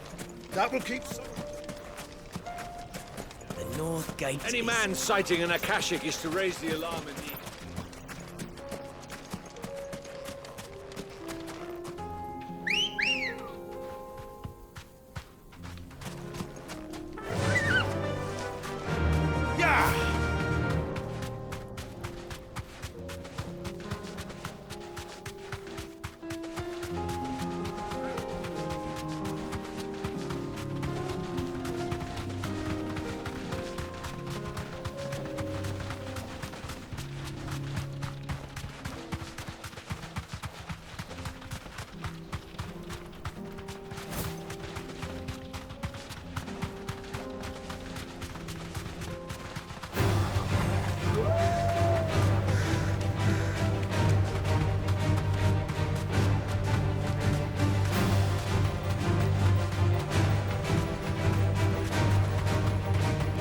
There it is. The flood. But what's waiting for us inside? You deserve a rest.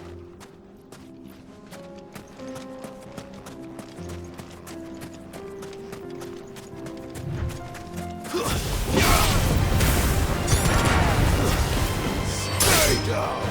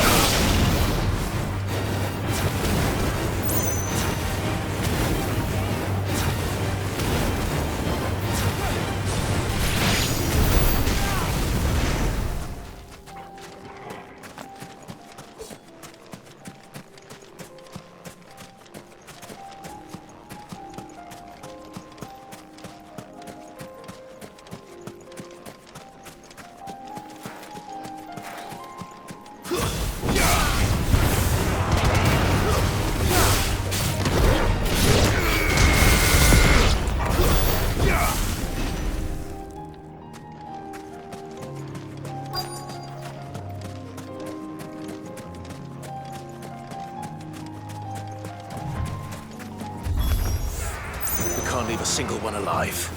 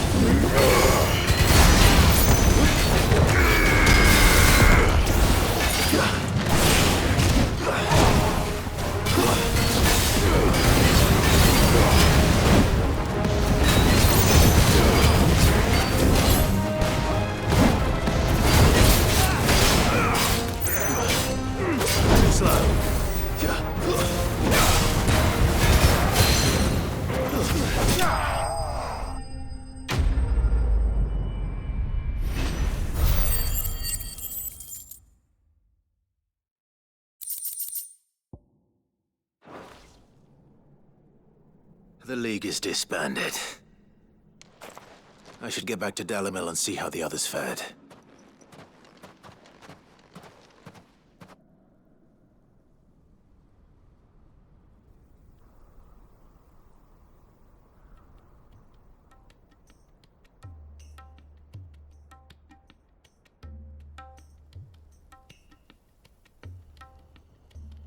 All the Akashic we were able to find have been dealt with. Seems that might be the last of them. The last of them here, perhaps. Lubo, Sir Clive has returned. Clive! What news from Charatina? It's done. Root and branch. I knew you wouldn't let me down. Thank you, my lord. Friends, the Horde has been driven back. The Akashic have been defeated. And we need not fear the arrival of any more, thanks to Clive. Victory is ours. We bloody did it! We saved Dalimil. Lubor, allow me to apologize. After all you have done for this town, we should never have doubted you.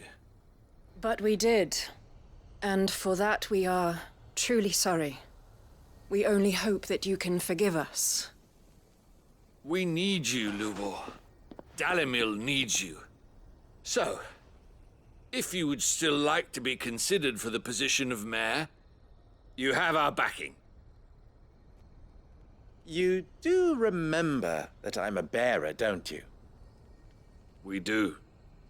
But that is not a stain on your character.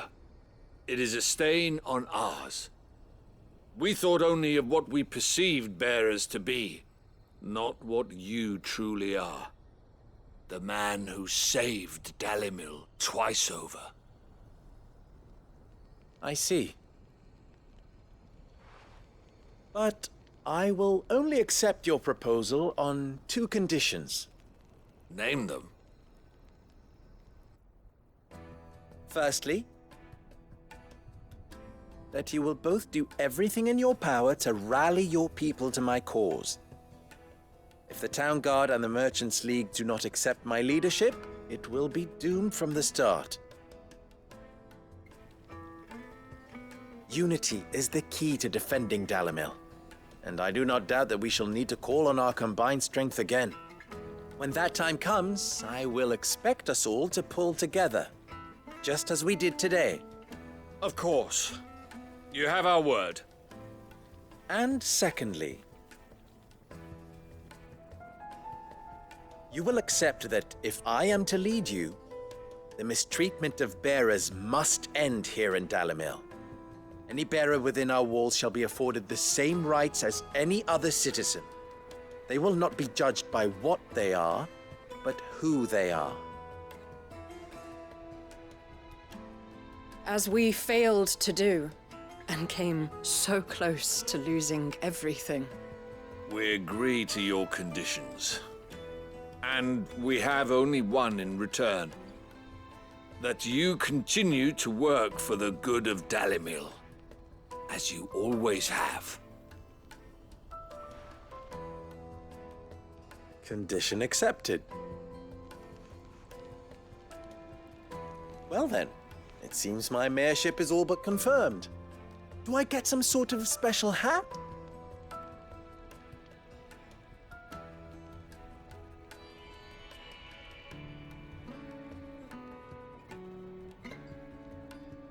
How fickle fate can be. Not so long ago, I had resigned myself to leaving Dalimil in disgrace.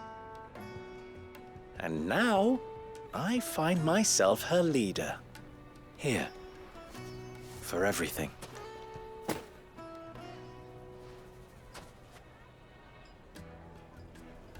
Lubo. About the children. Fear not. You are, of course, relieved of your responsibility. I would sooner face another horde of Akashic than see them brought up as outlaws. I'll make sure they're safe here. I don't doubt that you will. And not just the children, but everyone in Dalimil. I'll do my best. Can't have all your hard work going to waste.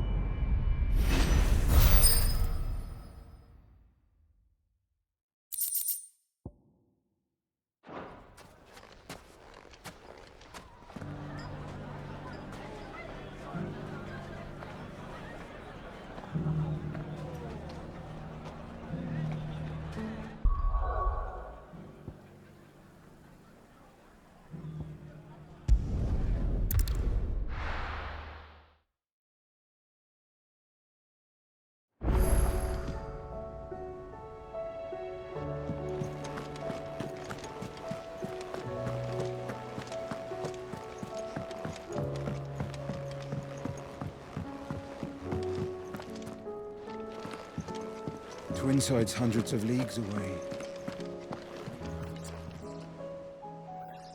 Fancy a look at the list, do you? Here you go.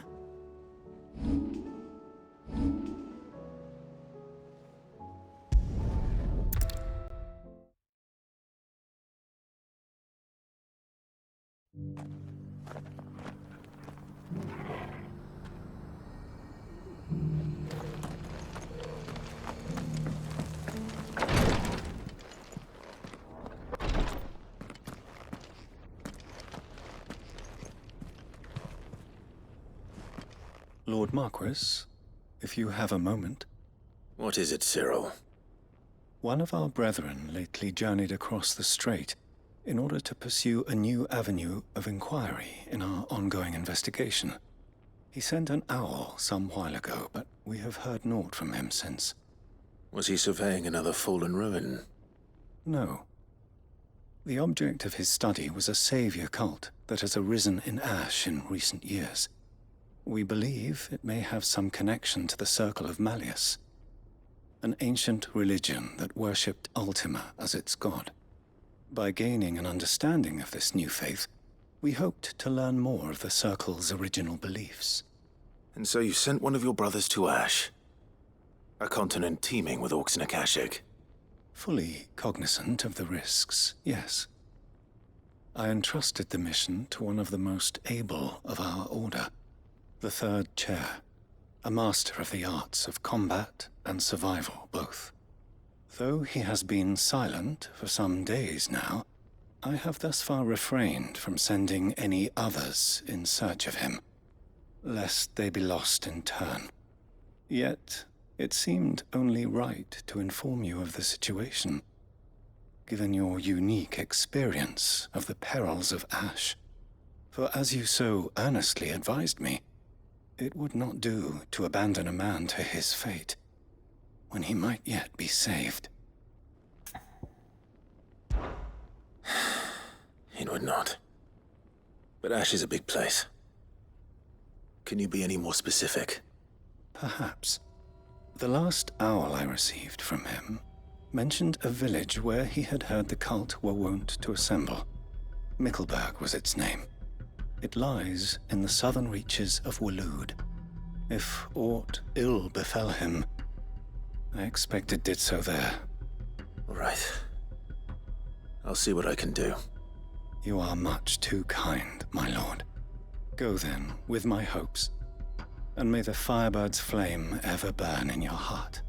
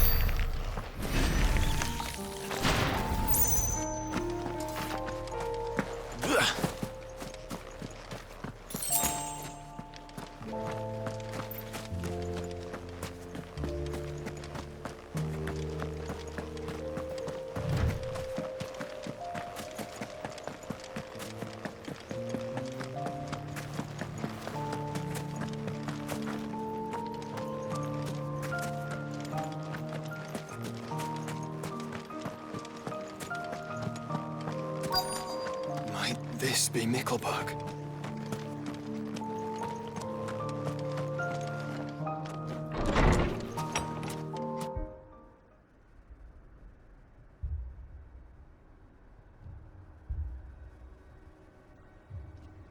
These people aren't turned. And the village seems safe enough at least.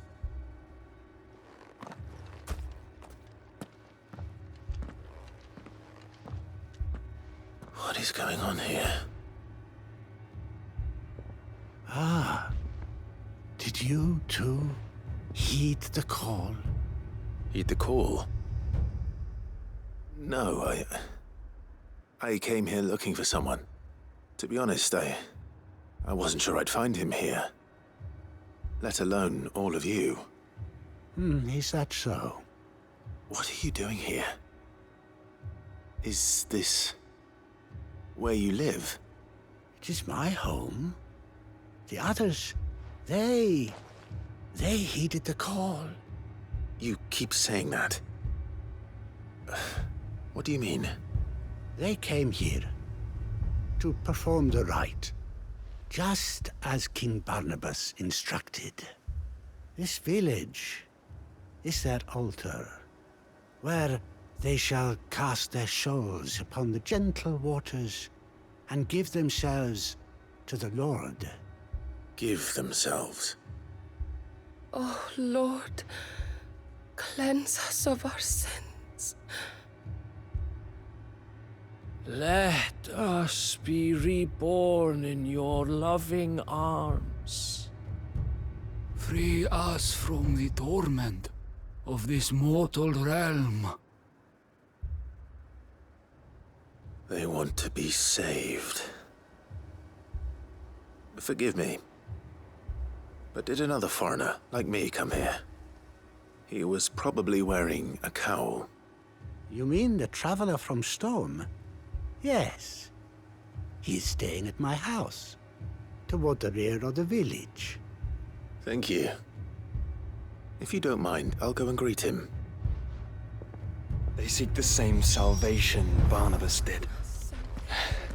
At least the third chair still lives. Let's go and find him.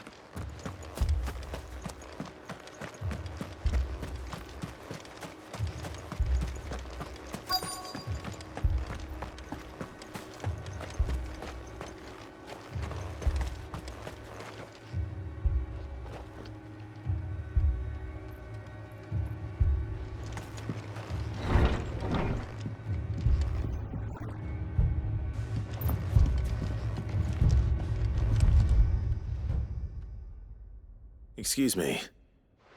Are you with the Undying? I am.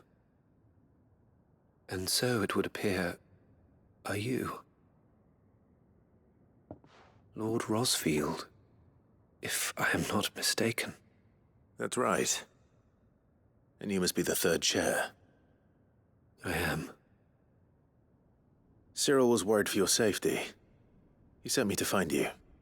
Then I must apologize. I did not mean to trouble the bearer of the burning quill. Much less you, my Lord Marquis. He said that you had failed to report. Is there a reason for that? I came here to study the followers of this new faith. But the more I learned of them, the more my own faith began to falter. You have seen them at their prayers Have you not? They devote themselves to the veneration of their lord with a fervor I have never seen before, praying night and day that they might be rid of their wicked wills and reborn in their Saviour's light. Not that they might be granted respite from their worldly woes, but so that they might continue to serve him. Serve him with all of their beings. I, too, swore to devote my life to the service of my Lord and Master, but this... 'tis different. It is more.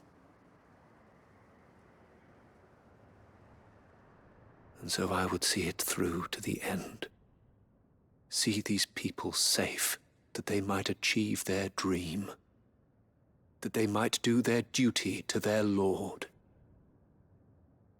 Even if it should keep me from doing my duty to mine.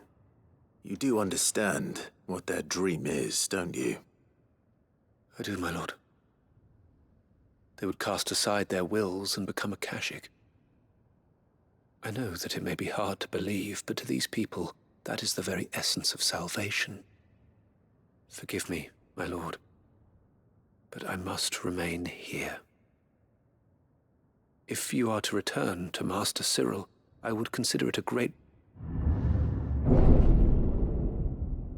Did you hear that, my lord? Something is happening.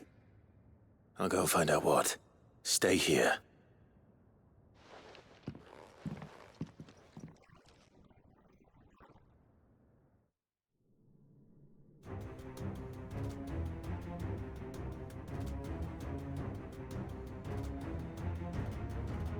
An ether flood. Oh no. There must be something I can do.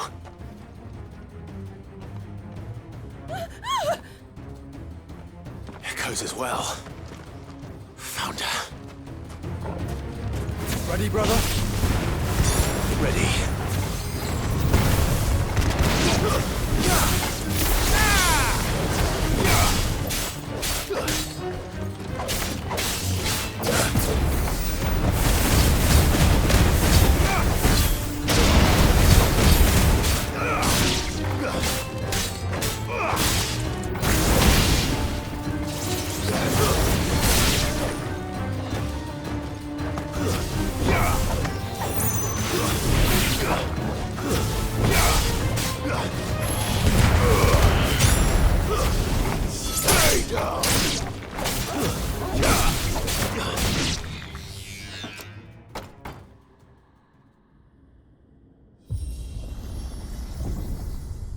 What now?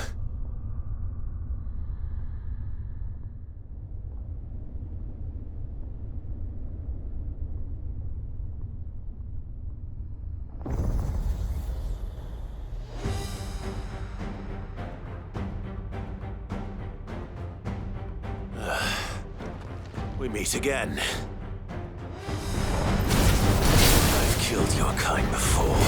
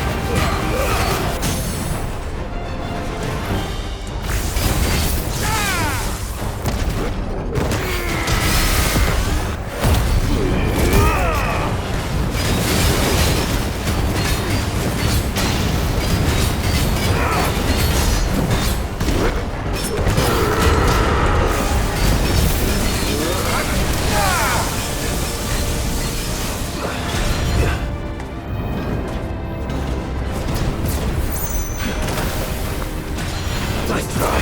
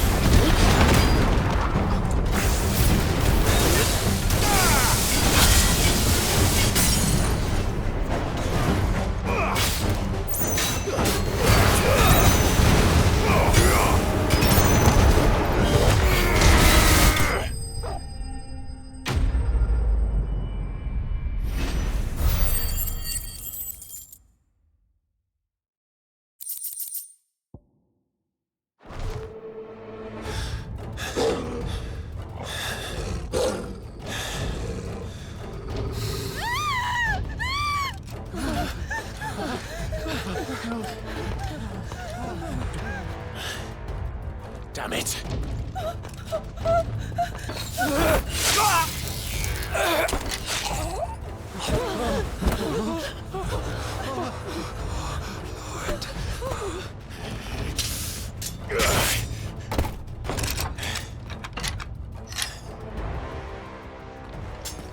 Don't you die. Come on, speak to me. I had to save them, that they might have a chance to find true salvation by devoting themselves to the service of their Lord, just as I did when the Undying plucked me from the gutter and gave me a cause to believe in, a duty to serve was everything to me, and I would not deny them that fulfillment, even if they must become a Kashik in order to achieve it. Forgive me, my Lord Marquis. I did not mean to trouble you with this. My findings. Could you deliver them to Master Cyril for me? Of course. Your duty will be done.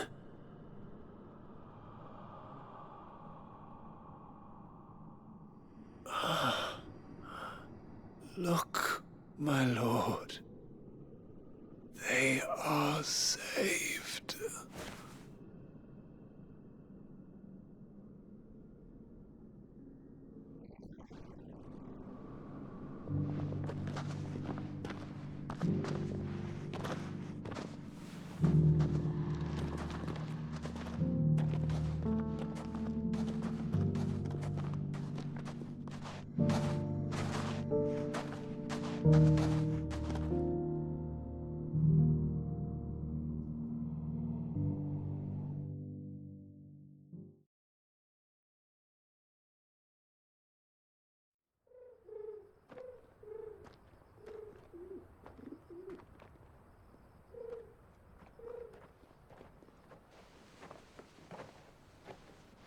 They are saved. Founder. I should get this report to Cyril.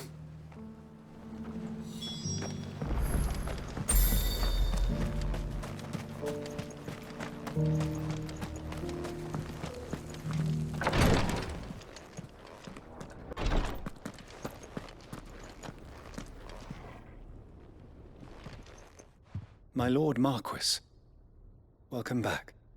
I am glad to see you hale and whole. I met with your third chair, Cyril. He bade me deliver his findings to you.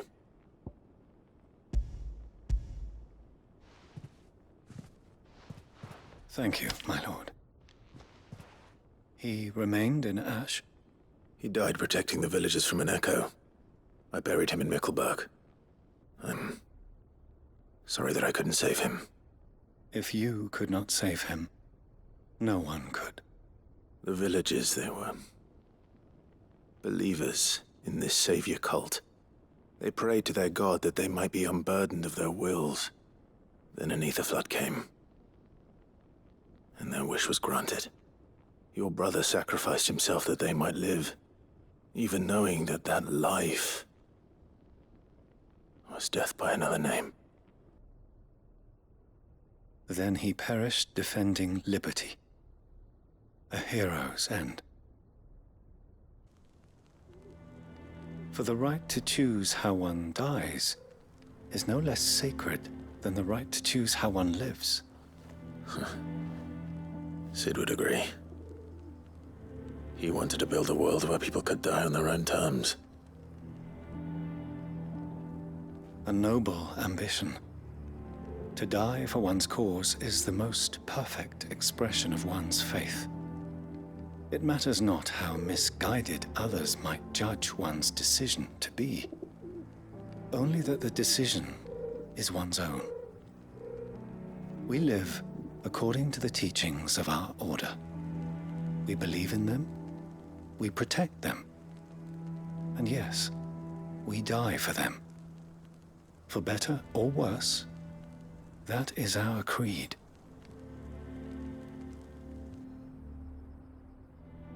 But he didn't die for your creed. He died to save them, and you still believe that what he did was right. I believe that he believed it was. We of the Undying are not slaves, but willing servants. And this was his will, the ultimate expression of it. All right. I'd like to know this man's name, Cyril. To know the names of all the Undying who've fallen in the line of duty. They died serving my house. It's only right that I remember them. That is my duty. Of course. I shall fetch the Book of Martyrs at once. My lord, it has been, and shall ever be, the greatest honor of my life to serve House Rosfield. Though our duties may differ, yours is no less important. I pray with all my heart for your success. And were they here, I have no doubt but that every one of my fallen brothers and sisters would feel the same.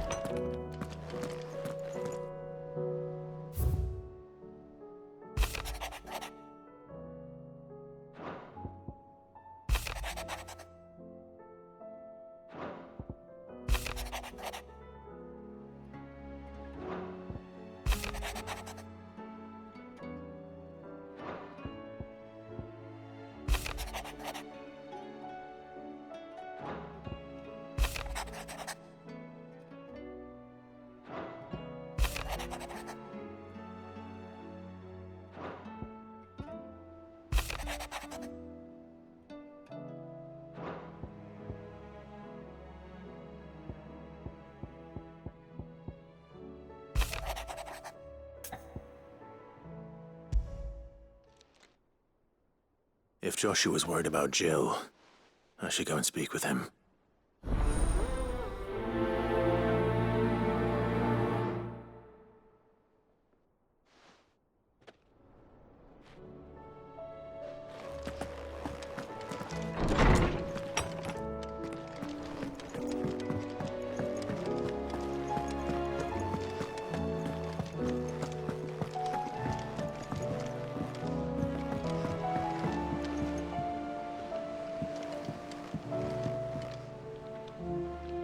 Joshua, I read your message.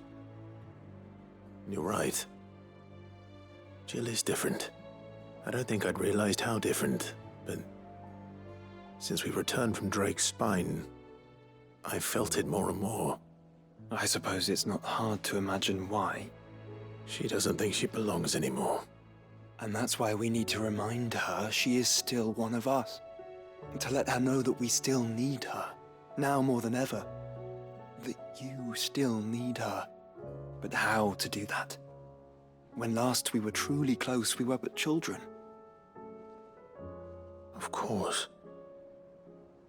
Do you remember the time we accompanied Father on his annual tour of the Duchy? And Jill and I broke from the procession to ride up Man's Hill. To see the snow daisies, I remember. It was the first time Father had allowed us to join him. And when he realized you were missing, he had the entire retinue down to the pot boys combing the countryside. In the rain.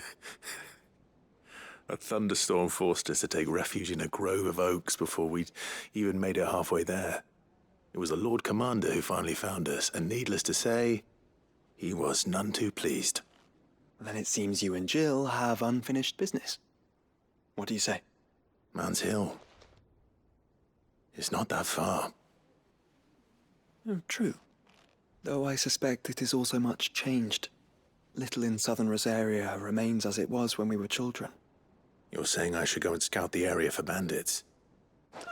I'm saying we should first go and see if there are actually still any snow daisies left. What would you do without me, Clive?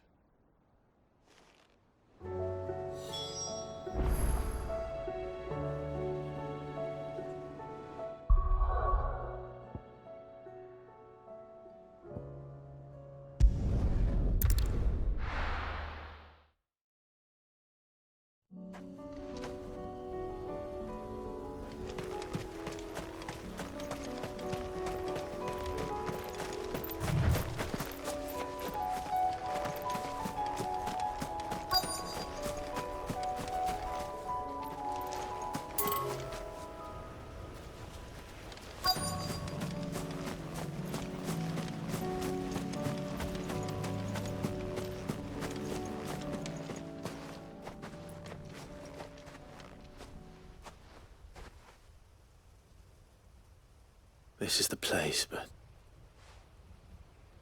I'm sorry, Clive.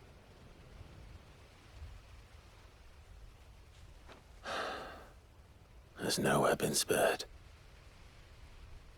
What do we do now? We keep looking. Man's Hill cannot be the only place where snow daisies grow. Perhaps, but it's the only place I know of. Knew of. Then why not ask someone who might know of another? Someone in the backyard? To the Hideaway, then.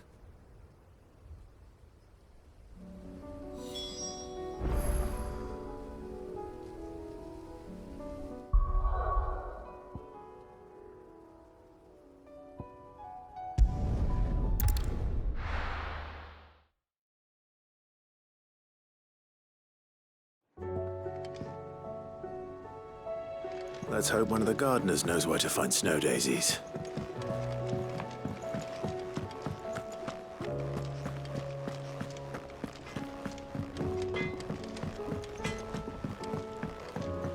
Say what you will.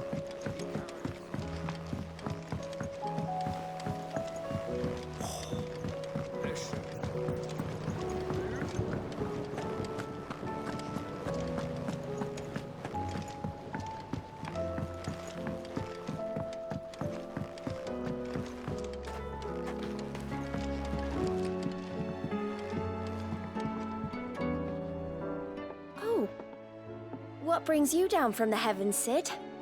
I need your advice. Joshua and I are looking for a place where snow daisies grow. Preferably in abundance. Snow daisies. Then you'll want somewhere not too hot and not too cold. And where the winds are strong enough to carry the seeds. I reckon Man's Hill would be a good place to start. There in the Royal Meadows, perhaps? Both have similar climbs and the right elevation. if the Blight hasn't claimed them yet. Right. Thank you. Did you learn where we might find our flowers? The gardener here mentioned the royal meadows in Sambrak. Ah, the fields beyond Northreach. Well, if that's the case, then Yote was right. I recalled that she kept a record of our travels, you see. So I asked her if she'd perhaps noted anywhere that snow daisies grew, and she mentioned Oilefeist Bay. Whose shores border the meadows. Off we go then.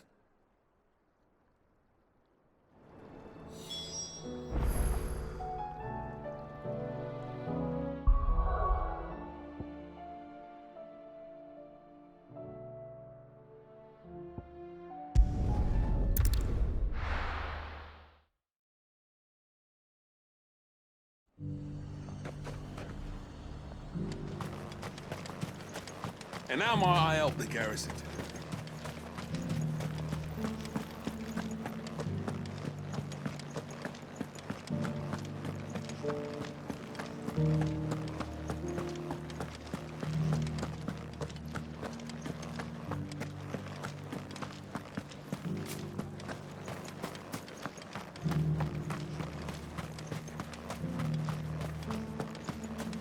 Those things didn't fight like that.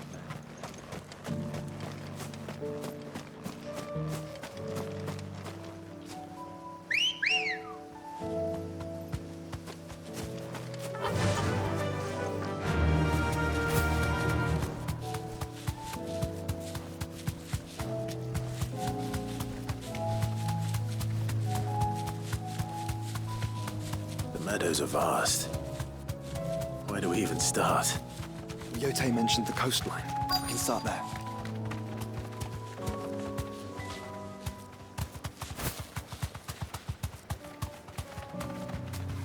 Be safe.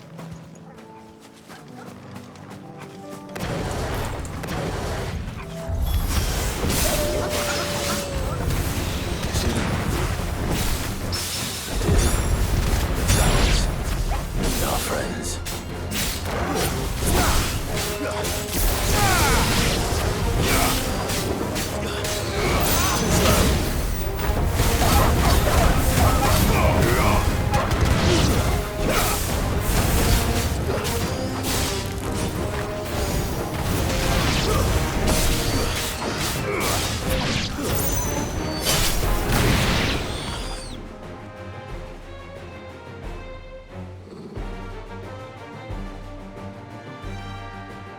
What do you see, boy?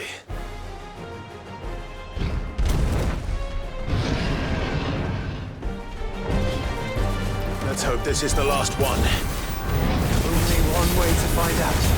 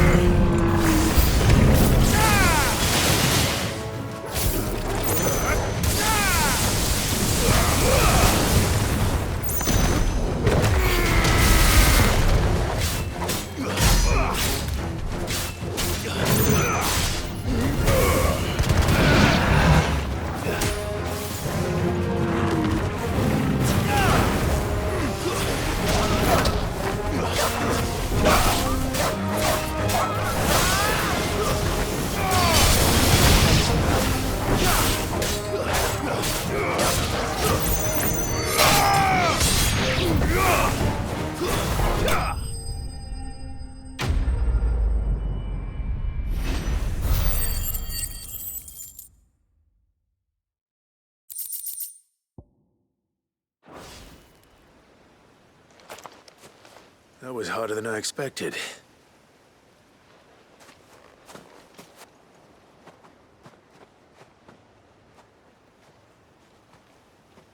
But found her. It was worth it. They're beautiful. Do you think Jill will like them? She'll love them. Come on. Let's go.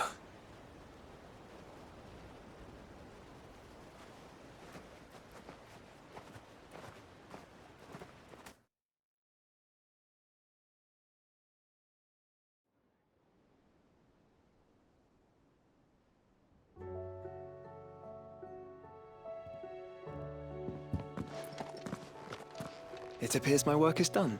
The rest, as they say, is up to you. Well, you and the skies. We wouldn't want another thunderstorm now, would we?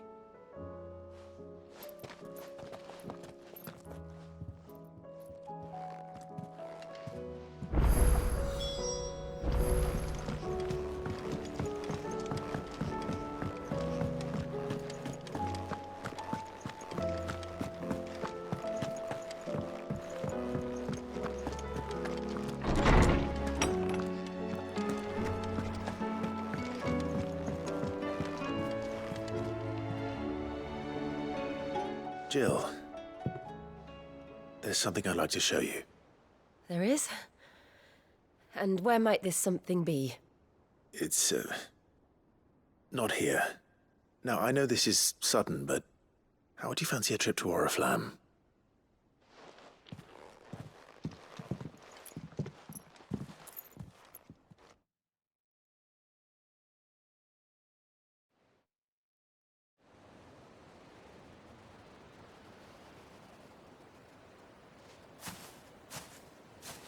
There are so many. This is what you wanted to show me. Yeah, I don't know what to say. You don't need to say anything.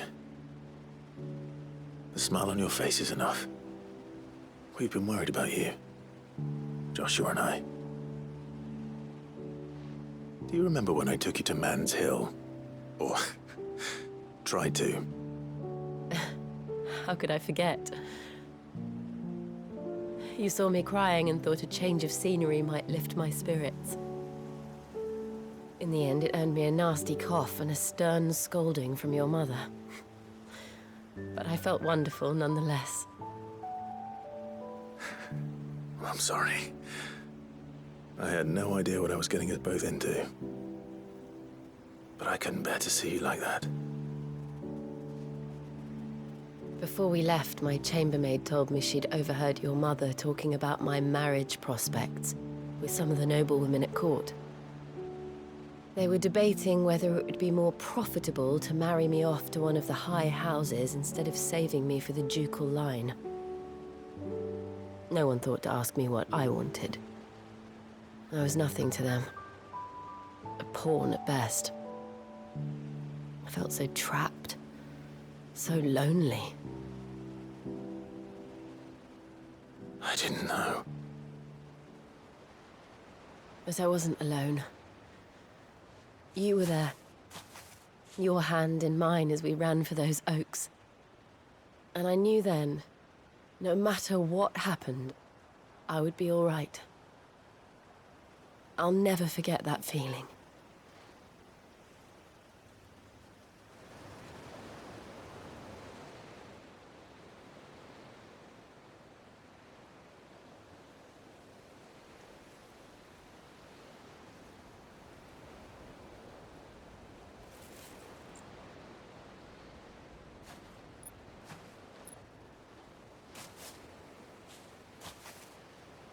Before we broke camp, the morning after the storm, do you know what I did? No? What? I slipped away from my governess to climb the tor. And from there I saw a sea of petals, all reaching for the sun. And I realized that No matter how terrible the night,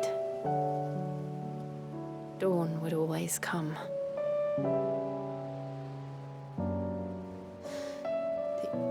That you would always come for me. And you have. Again and again.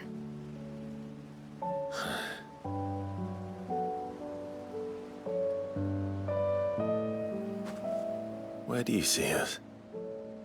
When all this is over?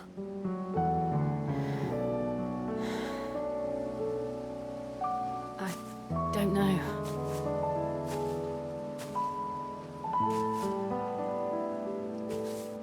Not here, though. I think I've outgrown the twins. After everything we've been through, the realm just seems so small. I'll need some space to spread my wings. Then that's what you'll have. And I'll stop at nothing to see that you do.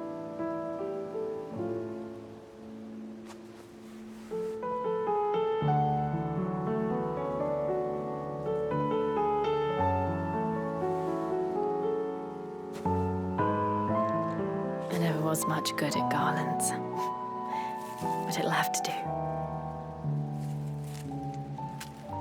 I'll treasure it forever. Thank you, Clive. For this, the flowers, for everything. It's exactly what I needed. You are my treasure.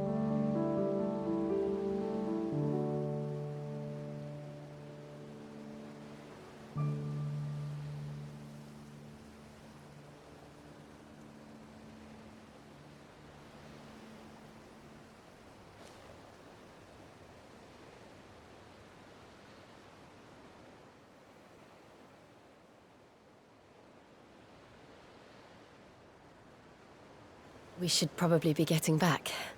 I expect the others are wondering where we are. You're right. There's still much to do. And we'll do it together.